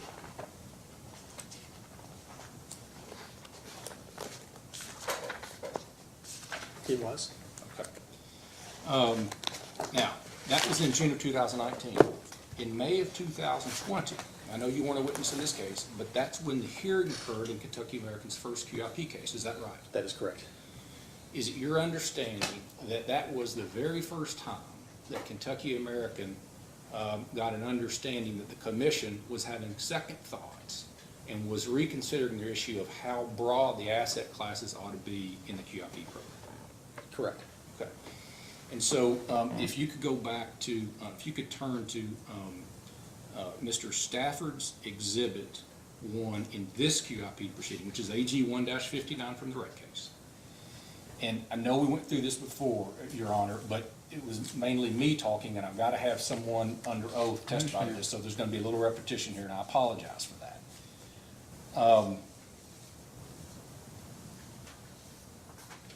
So you have in front of you Kentucky American's response to AG 1-59 in the rate case, which is also the same as Mr. Stafford's Exhibit 1 to his direct testimony in this case, correct? Correct. Now, in that top full box there, the box that is labeled total QIP investment at the bottom, you've got, this is broken down by calendar years, and I don't want to make the discussion more difficult than it needs to be, but on a calendar year basis for 2021, total QIP investment was proposed to be $18 million, correct? That is correct. For 2022, it was proposed to be $20.8 million, correct? That is correct. And for 2023, it was proposed to be about $19.5 million, correct? Correct.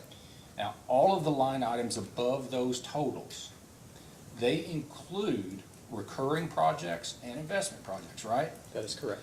And the recurring projects are budget line items B through Q, B through O, and then you've got the investment projects, correct? You were correct the first time. It's B through Q. Okay. And then you've got up segment for investment projects, That right? is, yes. Now, is it, are these, what you've been calling these budget line items, they've also been referred to as asset classes, correct?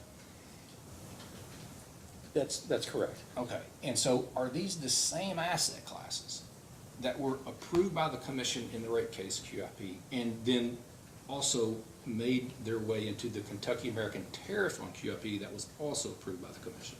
It is. Okay.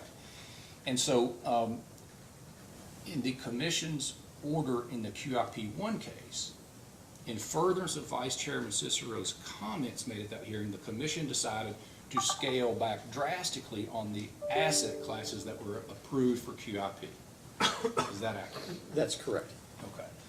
And so, and then the commission's order, and we went through it earlier, but the commission's order in that QIP 1 case at page 15 was critical of Kentucky American's proposed spend of the entire QIP budget. And that criticism was of 60% on mains and 40% on asset classes other than mains, right? That's correct.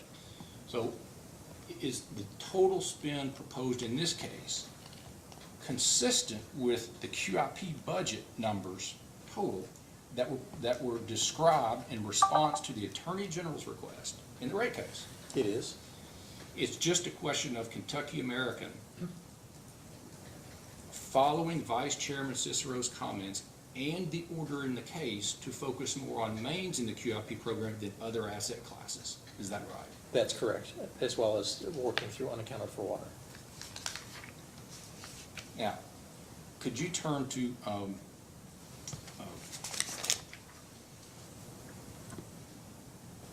PSC 1-10 in this case?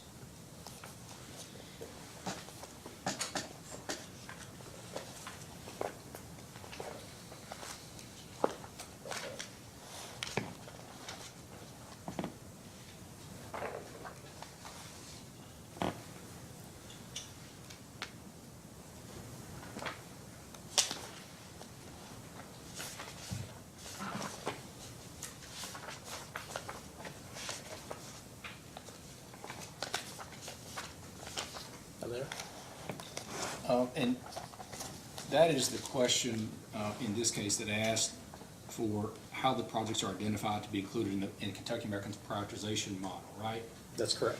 And you and Ms. Citron talked earlier, and it was displayed on the screen, the very complicated Excel file that was also shown as a PDF that is the prioritization model Kentucky American uses to rank projects, correct?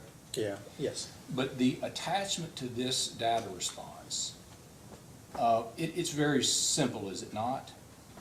It's the list of the criteria, correct, Okay, that the so, model is based on. so that is just, that attachment is just a listing of the 8 criteria, the 8 pieces of information Kentucky American complicated model uses to rank the different projects. Is that right? That's correct. Okay.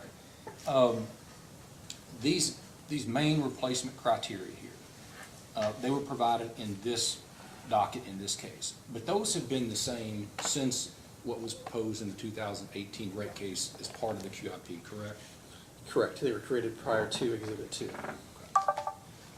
And that chart even shows the relative weights given to the different 8 criteria that are baked into the Kentucky American model, right? Correct. On LFUCG restoration cost, the Vice Chairman had some questions for you about Lexington's or LFUCG's participation in Kentucky American rate case. Do you recall that? I do. Now, LFUCG has an interest in making sure its roads are well paved and well restored after a project, correct? Correct. LFUCG is also interested in keeping Kentucky American's rates down because LFUCG is a customer of Kentucky American, correct? Correct. Those are 2 interests LFUCG has, right? They are not mutually exclusive, are they? No. They can exist at the same time. Correct.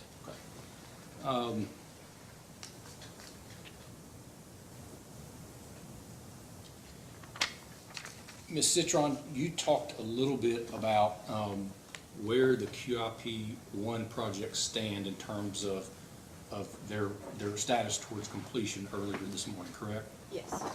Do you recall the total amount of dollars authorized to be spent by the commission for QIP 1? I believe it was 8.3 million. Okay. And do you know, as you sit here today or within the last few days, of that, it was 8.1 you said, I'm sorry? 8.3. 8.3, how much of that 8.3 million has been spent by Kentucky American on those QIP 1 projects? To date spend.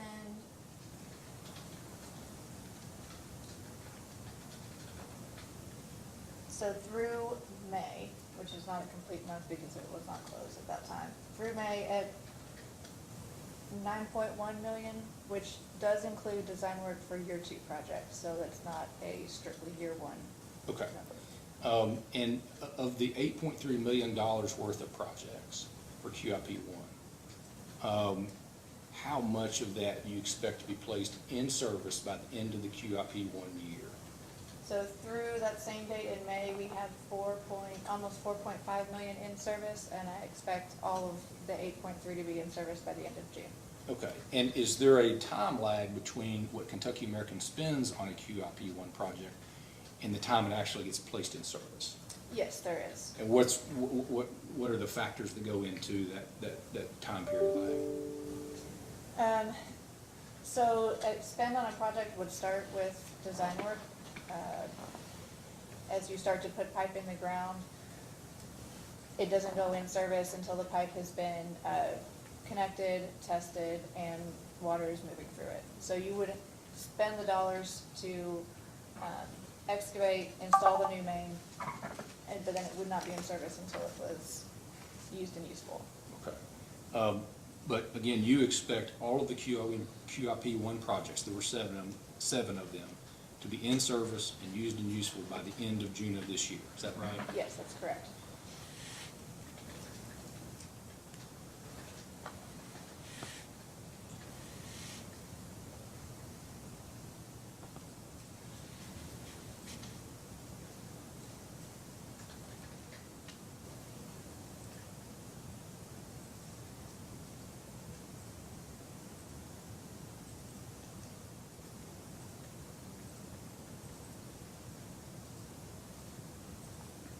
That's all I have, Your Honor. Ms. Vincent, anything? I have just one question, but before I do that, I would like to move PSC Exhibits 1 and 2 into evidence. Any objection? Absolutely not. Sustained. I just want to, this is to Ms. Citron, I want to clarify an answer earlier to make sure I understood correctly. The restoration projects, pavement restoration, those are not bid separately. Are those part of the bids for each project? They are. We use the standard drawings that are connected to the LFUCG ordinance in terms of what we expect the minimum pavement restoration requirements to be. We calculate the quantities based on those, and that is the quantity that is submitted on the bid by the contractors. However, nearing the end of construction, when our inspector meets with LFUCG's inspector, we may find that the actual restoration requirements are more than that minimum standard that we had estimated. Thank you, I have nothing further. Well, who pays Lexington? Does the contractor actually repave the street, or does Lexington repave the street and somebody pay Lexington? As it stands right now, the contractor, they may do it themselves or they may subcontract it to a paving contractor. The discussions we've had with Lexington are about using their pavement contractor and their pavement prices to do it, and then we would repay them. Thank you. Mr. Chairman? Yeah, just one question as a follow-up from Mr. Ingram's redirect. What I wanted to get to earlier, and maybe I wasn't clear with my question, is Lexington aware, and to what degree are they aware, that the policy or the restoration efforts, we'll call them the restorations, are driving costs or cost increases? Vice Chairman Chandler, I'm not objecting to your question, as long as the witnesses understand that you're asking them to speak as to what LFUCG's understanding is. No, If they know, certainly they can answer that. I want to know what discussions they're aware of, or what you all are aware of that Kentucky American has conveyed to Lexington. I appreciate it, because I'd like to make sure the question is clear. To what degree have you all conveyed, and what information have you conveyed that this purported impact is a direct result of this restoration costs? So I believe generally at those utility coordination meetings, the utilities in the room have expressed that we are seeing more and more restoration requirements, and the city has expressed the reason for those, that's laid out in those meeting minutes about not having small strips of pavement in between the curb and new pavement, not having cuts in the tire lane. Those conversations have occurred. In terms of what our staff has talked about with, as Mr. O'Neill said, mostly the public works, so streets and roads, and the engineering departments at LFUCG. Again, we have talked about how the main replacements that we're doing on our city streets, trying to have those conversations about where it makes sense to share costs, because it has become more of our cost through the years. Okay. So, working on reducing expenses, but I'm just curious, has Kentucky American, to your knowledge, actually taken, this is what our restoration costs were in this date, and these are what our restoration costs are now, or this is what we anticipate our restoration costs to be? Have those sort of conversations, to your knowledge, happened between Kentucky American Water All and the Lexington Fayette utilities- American County All government? the utilities have had those conversations at the utility coordination meetings with respect to, I don't know if there's actual dollars discussed, but it's been happening at the Public Works and Engineering Group. And like I said before, I don't know if those discussions are going forward. You know, the other piece or component of this is LPG has a pot of money for tax, the taxpayer is paying for the streets as well. So they're trying to balance how much of the taxpayer's money should be used to replace or repair streets that have utility cuts through it compared to having a utility replace it as they do the work. Yeah, and I make no, judgment on here or there, and I just want to make sure that I understand what information is being conveyed from Kentucky American to the city of Lexington. So I appreciate that. To your point, to my knowledge, I don't know that we have provided a project by project, this is our cost breakdown, like we described. Thank you. That's all I have, Chairman. Dr. Matthews, does the contractor bear the risk of an increase in the cost to restore the pavement as opposed to what was in the bid? If it's a lump sum bid, then yes, they would, but the bid process that we've been using,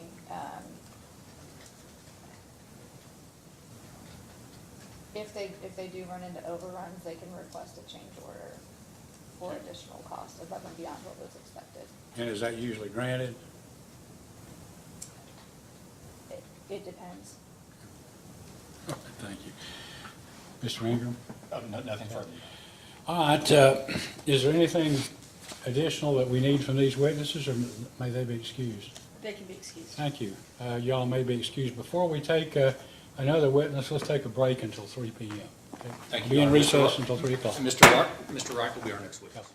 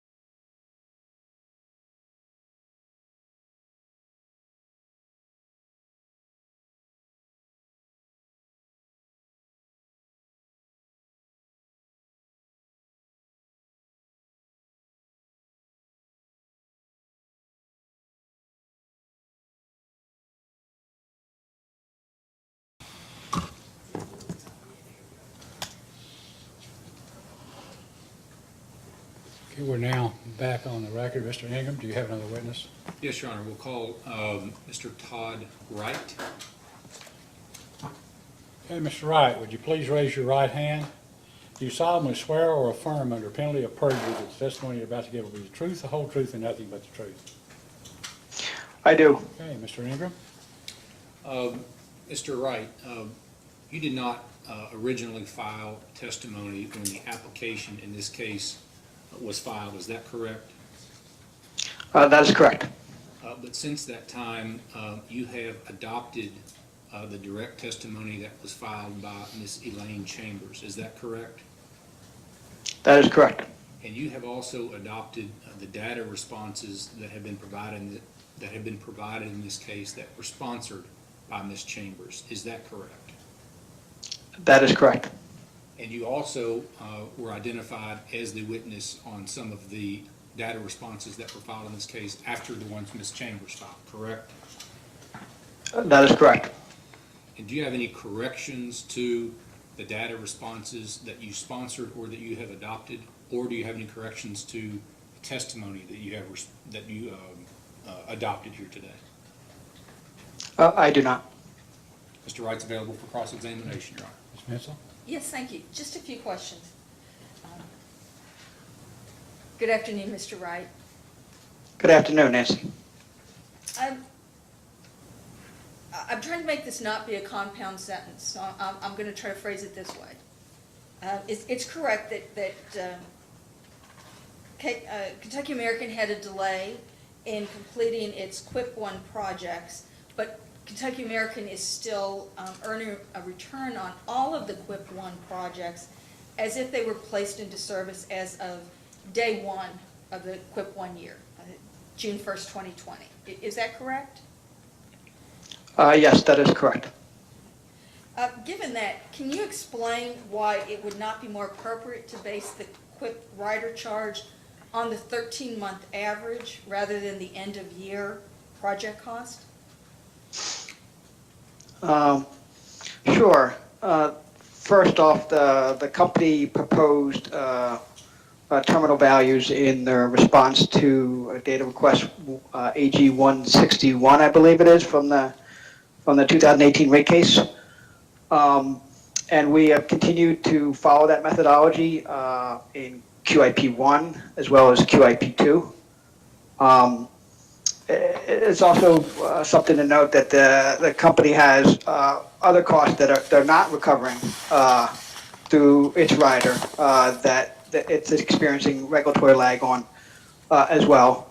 And then lastly, the 2018 rate case, there was a lot of discussion about commitment of time between rate cases. There was, I think, at least 4 or 5 DRs that referenced the response to the company trying to commit to extending the time between rate cases. And so the company believes that reducing regulatory lag would achieve that. So let me ask a couple follow-ups. You mentioned that there were certain costs that were not being recovered. Are these QUIP-related costs that are not being recovered now? There's some of that. In the plan investment, the company's rate base authorized in the last rate case is based on a 13-month average of a plant through the year ending 6/30/2020. So there's about half a year of plant that's not being recovered from the last case. And this is QUIP plant? So some of that would be QUIP plant. That's correct. Yeah. How much of that would be QUIP plant? I do not know that off the top of my head, but that's something that we could follow up on. Well,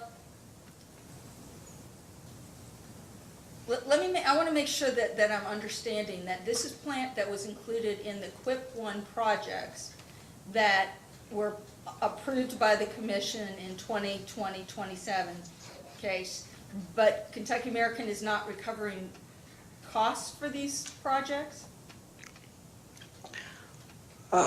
No, not, I think there's a little confusion. I was talking about the lines B and C, as well as F and H that were included in the last rate case in the 13-month average from July to June 2020.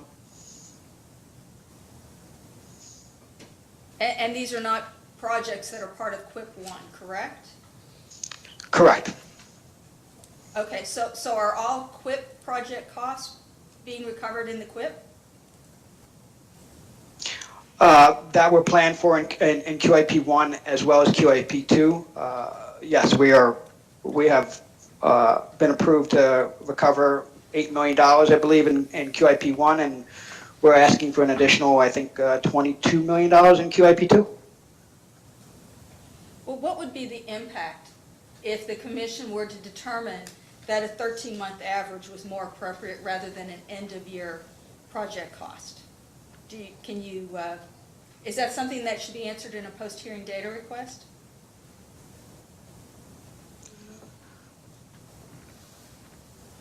I would believe so, but I think that not allowing the companies to earn its authorized return may shorten the amount of time that Kentucky American can stay out of a rate case.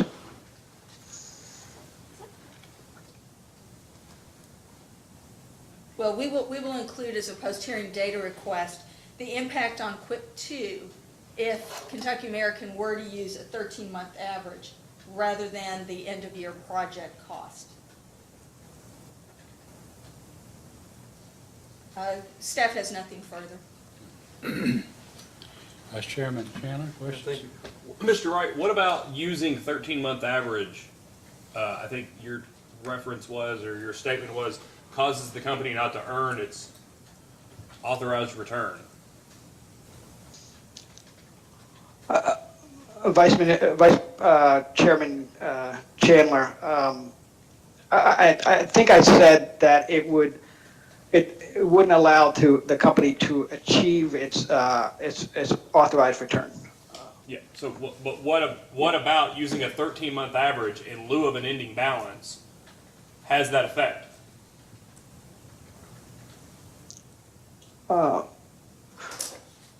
It would, but the company experiences regulatory lag in multiple areas outside of just plan investment. But so it would be more beneficial and more constructive for the company to utilize a terminal value.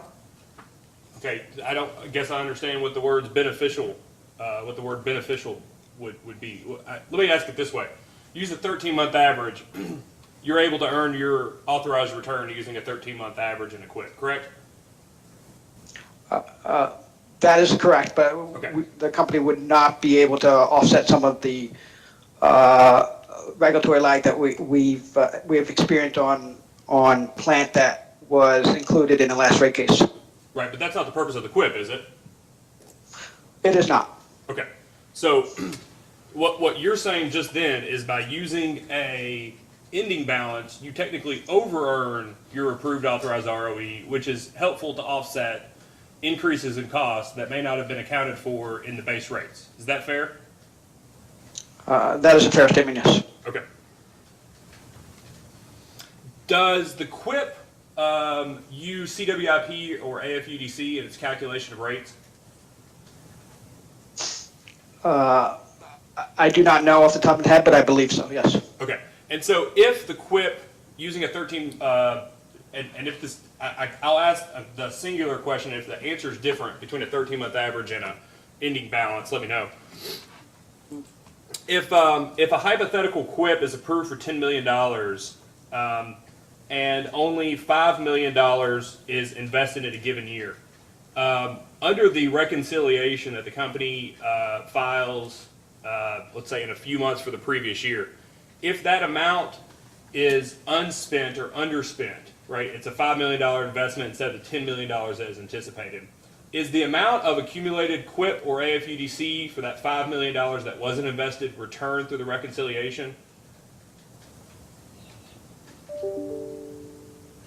the company hasn't filed the initial reconciliation, so the company plan on constructing that reconciliation was to use what actually occurred on the company's books in that period of time. Okay, but if you accumulate AFUDC, let's just say it's AFUDC, not QUIP, right? If you accumulate, and I know that's saying accumulate twice is redundant, but if you accumulate AFUDC on a $10 million expectation ending balance, and you only invested 5, you've accumulated too much AFUDC throughout that time period, correct? Yeah, the company would have to look at that, but it's also something to note is that there's some AFEDC reducing the cost of service in the last rate case as well that is related to that is returned to the customers on an annual basis as well. Right, but that's already accounted for in base rates, right? It is, but it's not accounted for the new investment. Right, but the new investment would accumulate its own QUIP or AFUDC in the QUIP, right? Isn't that accounted for? It is, but it would be at that point in time you would have to offset that with what is being returned to the customers on an annual basis. Okay. Is it appropriate to earn a return on an investment that the company never actually makes? It is not. Okay. I appreciate it, Mr. Wright. Those are all the questions I have for Mr. Wright. Dr. Matthews? I don't have any. I have no questions. Mr. Ingram? No, Your Honor. May Mr. Wright be excused? Yes, you may. Thank you, Mr. Wright. Appreciate your testimony. You may be excused. Mr. Ingram? Thank you. Our next witness is Mr. Nick Rowe. Mr. Rowe, please raise your right hand. Do you solemnly swear or affirm under penalty of perjury that the testimony you're about to give will be the truth, the whole truth, and nothing but the truth? I do, Your Honor. Thank you. Mr. Ingram? Mr. Rowe, you've not filed testimony in this case, have you? No, I have not. You've not been the sponsoring witness on any data responses in this case, is that correct? No. But the commission has asked you to be here to testify today, and that's why you're here, correct, Mr. Rowe? Yes. Mr. Rowe is available for cross-examination. Ms. Fensel, Ms. Freeze, who? Mr. Chairman, Mr. Rowe, can you hear me okay? Yes, I can. Okay, if there's any difficulty, just let me know. I'll try to speak up. I've got the microphone here. So we had talked a little bit previously with Ms. Citron and Mr. O'Neill about the contractor process. I wanted to follow up with a few questions for you. How long has Kentucky American worked with the pre-approved list of contractors that was provided? Yeah, I'm not aware of that. Okay. I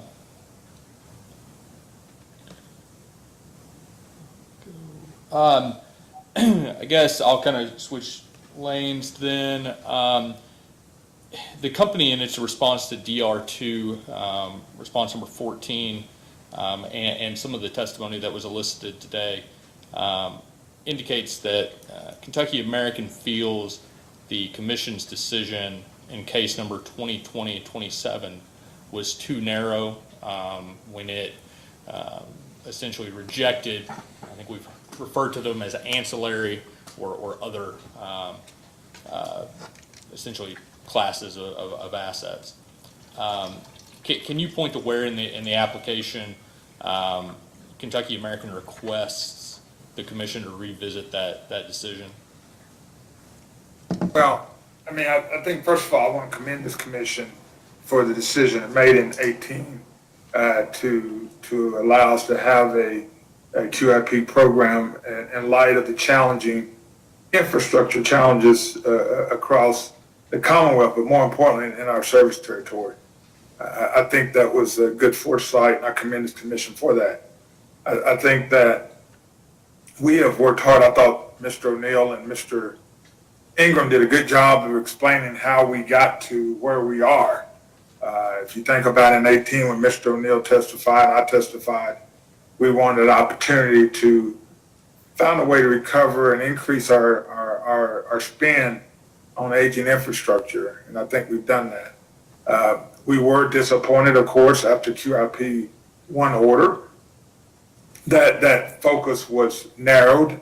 And I thought Mr. O'Neill and Mr. Ingram together, of course, Mr. O'Neill as a witness, did a good job at explaining, I guess our interpretation of what direction we should go in as a company. And I think we did that. We in good faith, we heard the commission after the original order. And then in the QIP 1, we focused on investing more capital toward projects, at the same time making sure we maintain the service to our customers. So I got to tell you, coming into our filing here, we felt pretty good that we had followed the direction from the commission. That was our intent to do the right thing.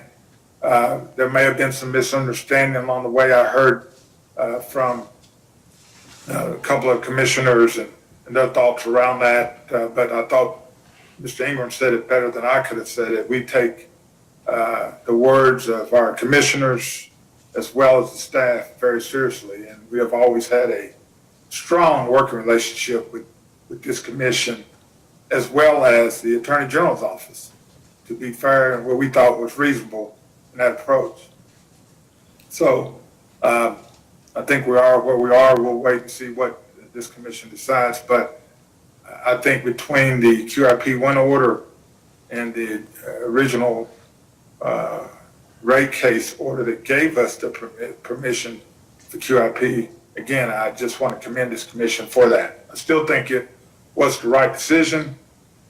I would hope that at some point in time, as this commission gets more comfortable with QIP, that they might consider revisiting parts of that original order. So you would say that, and if I'm putting words in your mouth, please correct me, but essentially saying that Kentucky American's position is that that order didn't preclude you all from asking in the future for recovery of those items. Is that kind of a rough approximation of your position? Yeah, and no, I think it goes back to that 60-40, right? 60% was in main replacement, 40% in other areas, I'll call it booster stations, whatever those assets were. So we tried to really, all we did was shift the other 40% to cast iron and galvanized pipe. Okay. Again, in our hearts and minds, doing what we thought this commission really wanted us to do. And we might have been wrong in that, but we made a good faith effort to try to comply with what we thought. And I think Ms. Fensel and others clarified it wasn't written specifically in the order per se, but in our minds, hearing what we had heard during QIP 1 and the interpretation of that order, we thought this commission said, hey guys, appreciate the asset classes. I know there's aging infrastructure out there, but we need to see more efforts toward pipe replacement. And as Mr. O'Neill testified, Ms. Citron, that's kind of what we have done.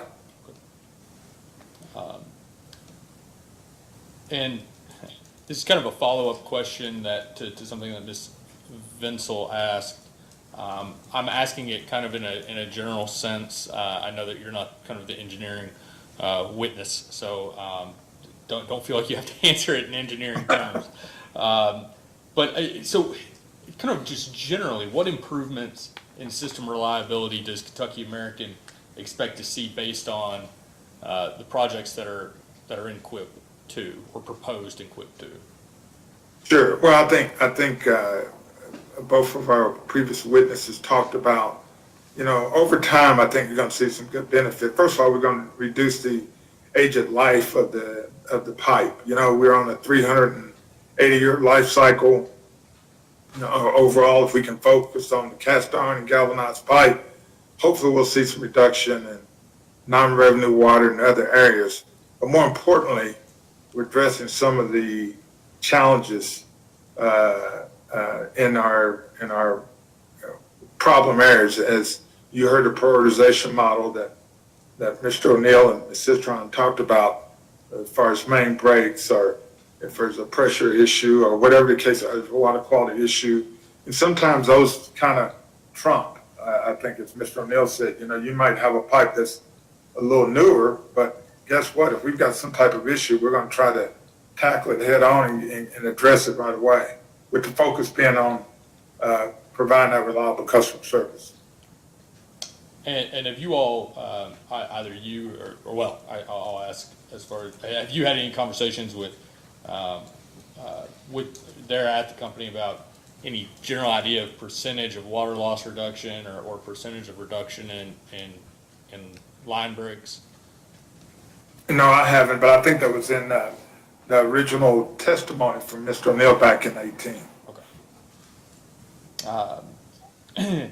And then what benefits do the stakeholders of Kentucky American receive from having the authorized QIP? Well, I think a couple things. First of all, safe, reliable service is at the forefront. I mean, that's at the center of what we do every single day. I think the fact that I think testified in that case, that in the original 18 case, that if in fact we were able to get some type of recovery, hopefully we could stay out of rate proceedings longer, and also reduce our legal costs of those proceedings. So I think the customer benefits overall, because two things are happening. We're getting reliable service, and we're doing an incremental stage where we can address an ongoing infrastructure issue. And this aging pipes and infrastructure in the water and wastewater space is an ongoing issue for all systems around the country. The thing I like about what this commission has done, it's a good partnership between Kentucky American and this commission addressing an issue that's long past due. Chairman, if I may just have a moment, we can double stack here. Sure.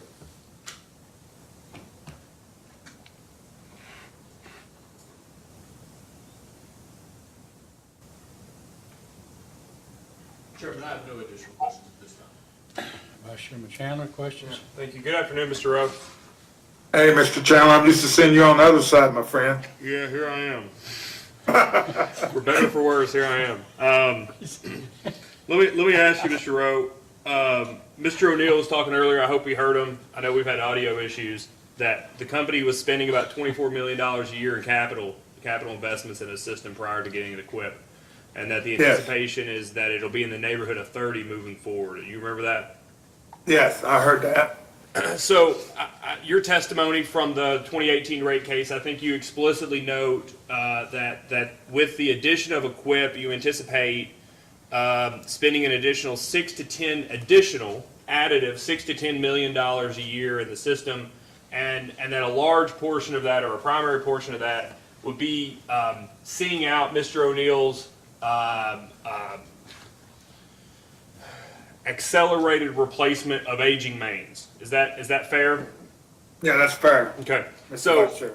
Mr. O'Neill and I were talking about the increase from 24 to 30, and then we were also talking about let's just say the 22 numbers. The 2022 estimated numbers was about so the increase from 24 to 30, and then we looked at those estimated 2022 numbers, where it basically said of the maybe $21 million of proposed QIP spending, right? About 14 million of it were on category B, right? 12 million on B2 and 2 million on B for the main replacements and main relocations. Do you remember that? Yeah, that sounds right, Your Honor. Okay. And then, so what I'm trying to get to, and Mr. O'Neill was able to help a little bit, but I'd like to understand at a higher level in terms of capital attraction, capital allocation to operating companies of American Water. It seemed to me that the proposal for capital planning in an aggregate level, that $30 million level, hasn't necessarily changed, but that's still business as usual, right? Like that, it's at the level that it was planned to be, right? About that $30 million level. But of that, it seems that a bigger portion, going from 14 to almost 20 million, is now for this mains and main relocations in these category Bs.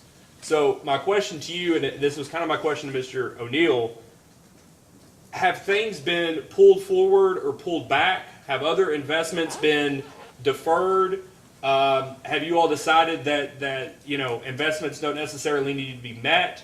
How were you all able to increase the investment in mains by $6 million without increasing the overall expected capital spend or capital investments beyond that initial expected $30 million?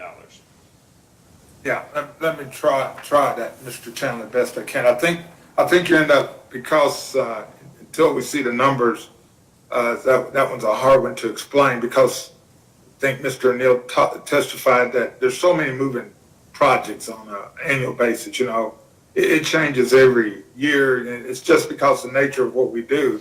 Prioritization changes. You start having a pressure problem somewhere that you didn't know about, you got to put in a booster station. Guess what we're going to do? We're going to put it in whether we had it planned that year or not, because that's a priority to make sure we maintain a great service for our customers.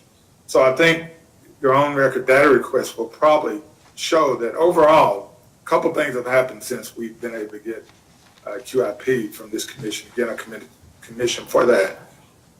It's the fact that we are able to commit to the additional $6 to $10 million toward QIP and still maintain other projects that come along the way. And I think I saw in one of the data requests, if I remember, where we had gotten some additional capital on non-QIP projects because of all the major capital projects we've had since we've gotten the last rate order. And when that happens, we're going to have some regulatory lag. We accept that, because the commitment we made to this commission was that we would invest more in mains and infrastructure, that's the 6 to 10, and still maintain service and do those things that are critical. And we're always going to do that no matter what, whether it's in the planning stages or not. If there's a customer need, we're going to address it, and there may be some regulatory lag. We don't like it, but that's who we are as a company, not just Kentucky, but American Water. So I think that on-record data request, Mr. Chandler, may help show that and may give you some comfort that the decision this commission made was really the right one. Yeah, and I guess the confusing part, Mr. Rowe, I've not worked at a utility, and so the give and take is tough to understand, right? Sure. I get that it's a dynamic issue, but I'm trying to figure out. I assume it's not the company's position that those projects that were included at about $20 million in 2022 weren't needed, right? It was about $1 million plus in meters. There were laterals. There were boosters. Those are all things that aren't necessarily going to be recovered through QIP. Those were needed and anticipated to be needed in 2022. Is that right? That's right. And they're still going to be done, right? So there's going to be some lag on those things, and that's okay until the next general rate proceeding, and that's okay. But there's also other large projects that are outside of QIP too that's going to have to be done, and we're going to make those decisions based on what's right for the customer and prioritization. But if the project, the good news through that process, Mr. Chandler, is that we're always going to do the right thing for our customers first. And then everything else will take care of itself as far as, hey, was that in the capital plan or not? And hey, either way, we're going to make that decision first. And then we'll honor our QIP commitment as well. I think Mr. O'Neill explained how we got to the $20 million. I understood Mr. Densel's comments about, hey, that was more than we thought. But I can tell you sincerely, we were doing exactly what we thought this commission wanted us to do. It may have been a misunderstanding, but I can tell you our heart was in the right place. Well, let me ask it this way, though. By definition, if the overall aggregate amount being invested is not changing, but more money is being put in mains, some other projects are being displaced. Is that fair? No, I'm not sure that until you see the big picture, I can't answer that, because projects could have been sliding, Mr. Chandler. For instance, a project could have slid out because we're not quite ready for design or whatever, or another one might have been pulled forward. But I think, as Mr. O'Neill testified, I think once you get this data request, you're gonna see that our overall SCEP plan has increased every year. I know you had said you'd done some different calculations, but I think Yeah. you're gonna see that the overall, we've been in pretty good shape here. I think what it did, the QIP has done, is put us on an even playing field with our other states. So, and we will ask the data request because I don't mean to say that things aren't pulled forward or deferred. That's kind of what that's exactly what I'm referring to when I say displaced. That they are not necessarily being invested in that during that calendar year. There's something else, there's some other, somebody looks at it and says these can wait 3 more years until they're replaced, right? But Sure. the aggregate amount of investment isn't necessarily increasing. It's just being allocated differently. Is that accurate? Yeah, I don't know if I totally agree yet, Mr. Chandler, until I see till that data request is answered. Okay.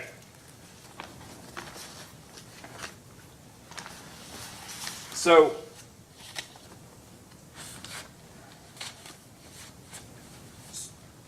more is being proposed to be put in mains, and part of that is restoration costs that Mr. O'Neill discussed earlier.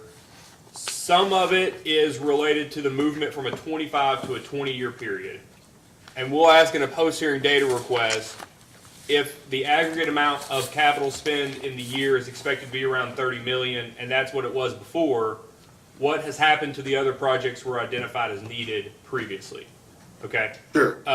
Okay. The other question I'd like to ask you, and I remember from the 2018 case, you talking about, dealing with American Water and sort of hoping that without the QIP, if you ever get the phone call for additional money, you're going to be out of the running, right? Because other folks are going to be able to Sure. get the money and immediately start recovering. If they start investing it, they'll get the real-time recovery or I was speaking to Mr. Wright earlier, whatever it may be for an ending balance, we can deal with that later.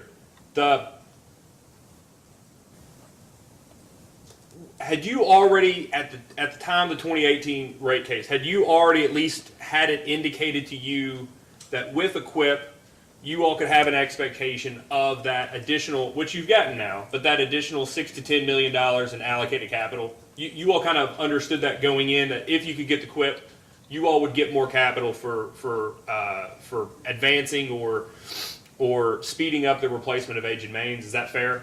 Yeah, that's fair. And, Okay. it's kind of been a journey, right, for both of us. And that's why I said it's a partnership. It's been kind of a learning journey. I think we testified in that case about, hey, we're going to start out slow, get these contractors ramped up. I think you heard Mr. O'Neill, Ms. Citron say we've done that now. We're in a better position going to QIP 2.1 than we were in QIP 1 because we're a little more knowledgeable. We know the process. We're getting, knock on wood, somewhat past pandemic and COVID. So we're in a lot more comfortable space than we were. So Mr. O'Neill was referring earlier to proposed budgets that the operating companies, and if this is incorrect, please tell me, but my understanding was the operating companies identify their needs, identify what their proposed budgets would be, and they get sent on for the request of capital to see through those budgets. Is that fairly accurate? I assume it's more detailed than that, but that was my sort of baseline understanding.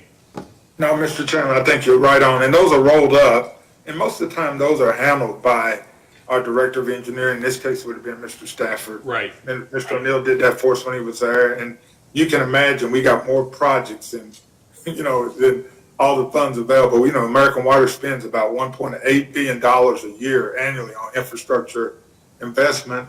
And we're part of that with our capital spend when we talk about $24 to $30 million. And so those all rolled up and then there's a conversation, okay, guys, now you're up to $2.5 million. Now, come on, everybody can't have everything. It's sort of like me wanting everything. My wife says you got a limited budget, so that's all you're going to get, and you got to balance all those. I mean, let's face it, we could spend $40 million a year on QIP, but guess what? We got to balance the impact on our customers and rates and what's fair and reasonable for them And how do we get that recovered to be fair and reasonable and just for the shareholders as well? That's a balance we have to strike. So getting the capital is not an issue. It's making sure that you do it in a way where you can get recovery approved by this commission, but at the same time balance it with, hey, what's the right amount and the impact on the customer? So you all send this up, you all identify, do you all send the needs up when you all send the total amount up, or is that a internally driven list of needs, calculate what the expectation of capital would that be, and then you all just send the number up? Which one is it? Yeah, we send the needs up, and those projects are discussed between all the engineering directors with our head capital administrator in our corporate office, and everybody makes a plea for their project, right? Yeah. We're doing a desal plant in California. That direct engineer saying, man, I really need my plant. Or you might say, guess what? It's slowed down a little bit. So because I've got some permitting issues, so I really don't need the amount I thought I needed that I told you 2 months ago. So then all those things are weighed in. So every state is weighed together to try to have a reasonable amount of capital spent, that's financed with debt and equity for American Water. And I got to tell you again, since we've gotten QIP, it puts us on the level playing field. Well, so I feel good about what this commission has done. After you send that up, after American Water makes their decision, did they send back a revised list of needs, or do they give you an overall number, and then it's up to you and the engineering folks to go back to your initial list and start prioritizing and seeing what you can do for that amount of money? Yeah, it really, again, those conversations are pretty much had without the state presidents. Those I had pretty much with the director of engineering.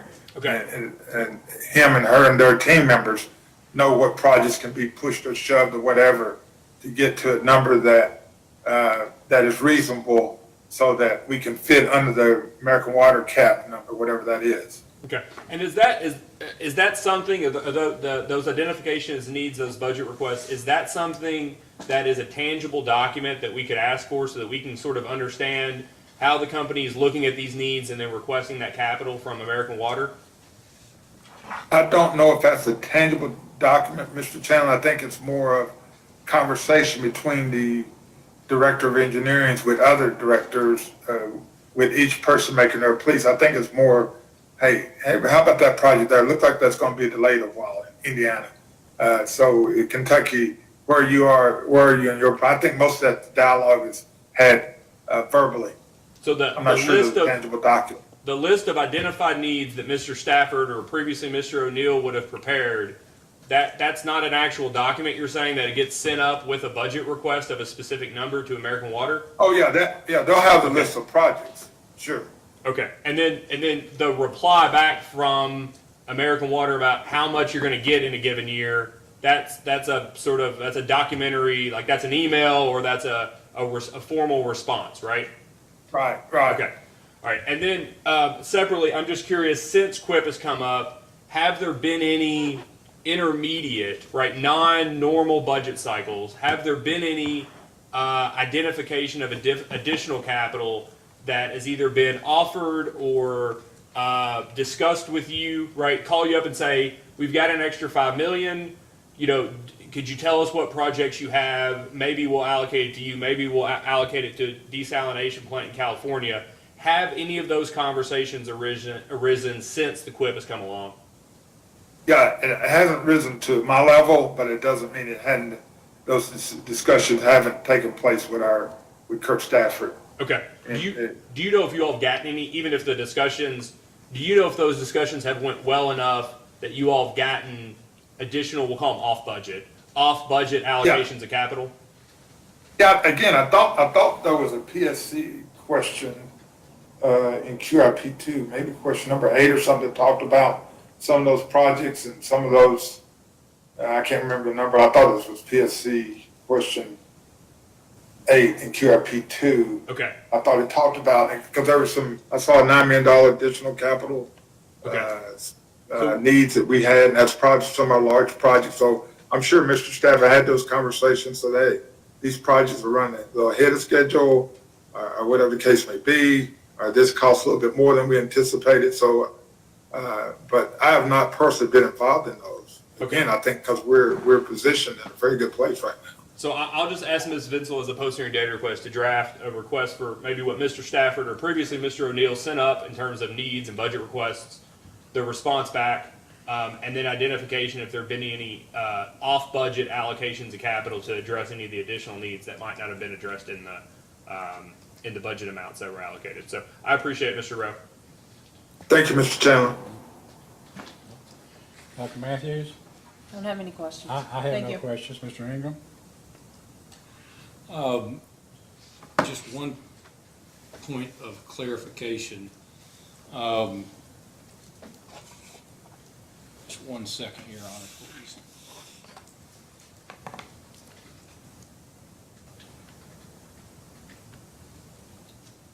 Okay, Mr. Rowe, I know that you have reviewed and you're familiar with the data responses in this case. Are you able to pull up, and if you can't, that's okay, Mr. Rowe, I can paraphrase it, but are you able to pull up data response from Commission Staff 2-14 there, or do you have that readily available? No, I did not. What was that about? Okay, this is in follow-up to the question that Staff Counsel asked you about asset classes being proposed in this case that were the subject of criticism in the last QIP order. And this question just says, you might remember Staff Counsel asked you, can you state where in the application, in this case, Kentucky American identified that it was asking for 2 asset classes that had been excluded from the last case, or in testimony? This is PSC 2-14. And Kentucky American answered that question. That's where Kentucky American explained that it believes it would be appropriate for the commission to revisit that decision, but then specifically identified in Mr. Stafford's testimony where Mr. Stafford disclosed that those asset classes were being proposed and why. And he said in those, in his testimony, generally at pages 2 through 4, and then on page 8, and then on pages 13 through 15, where he identified asset classes F and H, and explained why, in Kentucky American's opinion, those ought to be included in the QIP. Does all of that sound consistent with your memory of that data response without you having it in front of you? Okay. Yeah, it did. It did. And I think that's, when I was start with the staff across there, I talked about, again, I still think that the original order was a good order by this commission. And I'm hopeful that over time, as we prove our worth and what we say we're going to do, and how we get better alignment between this commission and its staff on QIP, that the commission would reconsider some of those asset classes. And I think it's just a matter of getting comfortable with what we're doing. We're not doing things just to do them. We're doing them because our assets are failing that need to be replaced. And it's just a balance of how much do we do. And right now, focus is on galvanized and cast iron pipe. But I do think there's a couple other classes there that I think Mr. O'Neill talked about that we would hope that this commission would reconsider. Yeah, I just wanted it to be clear, Mr. Rowe, that the Kentucky American initial papers in this case, including the testimony, were very forthright in the proposal in this case in relation to asset classes. So that's all I have, Your Honor. Thank you. Anything else, Mr. Freeze? Just one follow-up. To your knowledge, how much of the proposals in line F and line H is directly related to those line B and line C proposals? Yeah, I'm not aware. I'm sorry, I don't know. I think Okay. maybe Mr. O'Neill or Ms. Citron could have answered that, so I apologize. I don't know exactly how much of that is related. Mr. Freeze, that's in a data response. Okay. I can't quickly put you on the exact one, but I know it's in there. Okay. And nothing. Anything else, Mr. Mr. Chairman. Chandler? Dr. Matthews? I just have one question. I think I heard you correctly where you were talking about better alignment between the staff and the commissioners, or between the commissioners and the staff going forward? Yeah, no, it's probably what I meant, Dr. Matthews, better line between the staff commission and us, Okay. Kentucky American. Okay. So I apologize if I confused you I there. was wondering if I was being out of alignment. No, needed to go no, to Dr. the Matthews, I mechanic. meant alignment by what we thought what we were filing for versus what you may feel a little bit different, so apologies. That's all I have. Mr. Ingram, anything further? No, Your Honor. Okay, may Mr. Rowe be excused? Yes, you may. Thank you, Mr. Rowe. I understand Thank you, Your Honor. you're on vacation or something. I'm sorry you had to spend your day with us, but Well, that's how it It is. saved me, as bad as my golf game is, Your Honor, it saved me the frustration of that. And I gotta tell you, when we were doing through our dress rehearsal, Ms. Vinsel, I told her, I said, we have any technical difficulty, you can give out my phone number and the chairman's phone number. She didn't answer the question. I think she didn't want to incriminate herself, but she didn't show a lot of confidence that me or you would be able to resolve a technical issue. And I think she was smart not to ask for that, for our help. So thank you, Your Honor. You may be excused. Mr. Ingram, is this your last witness? Yes, Your Honor. All right, let's talk about, I guess you have data requests, correct? Yes.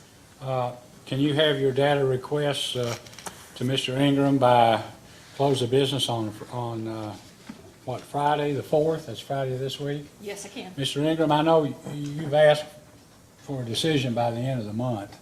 Can you have Kentucky American have its responses by June 11th? Of course. Okay, and would you like to file something, a brief or something? We would like to file what will be a short posting Okay, brief. if you could do that by the 15th, end of the day on the 15th, that'd give us, a couple of weeks. And I don't know if whether you keep up with our schedule or not, but we're running amok here on not only rate cases, but these solar cases. I think we have 5 orders out this month. So in any event, then we'll get an order out to that effect before close of business today. And is there anything else, Mr. Ingram, that you'd like to say, or Ms. Vinsel? Anything? No, nothing. All right, nothing further, then this hearing is adjourned. Thank you all very much. Thank you.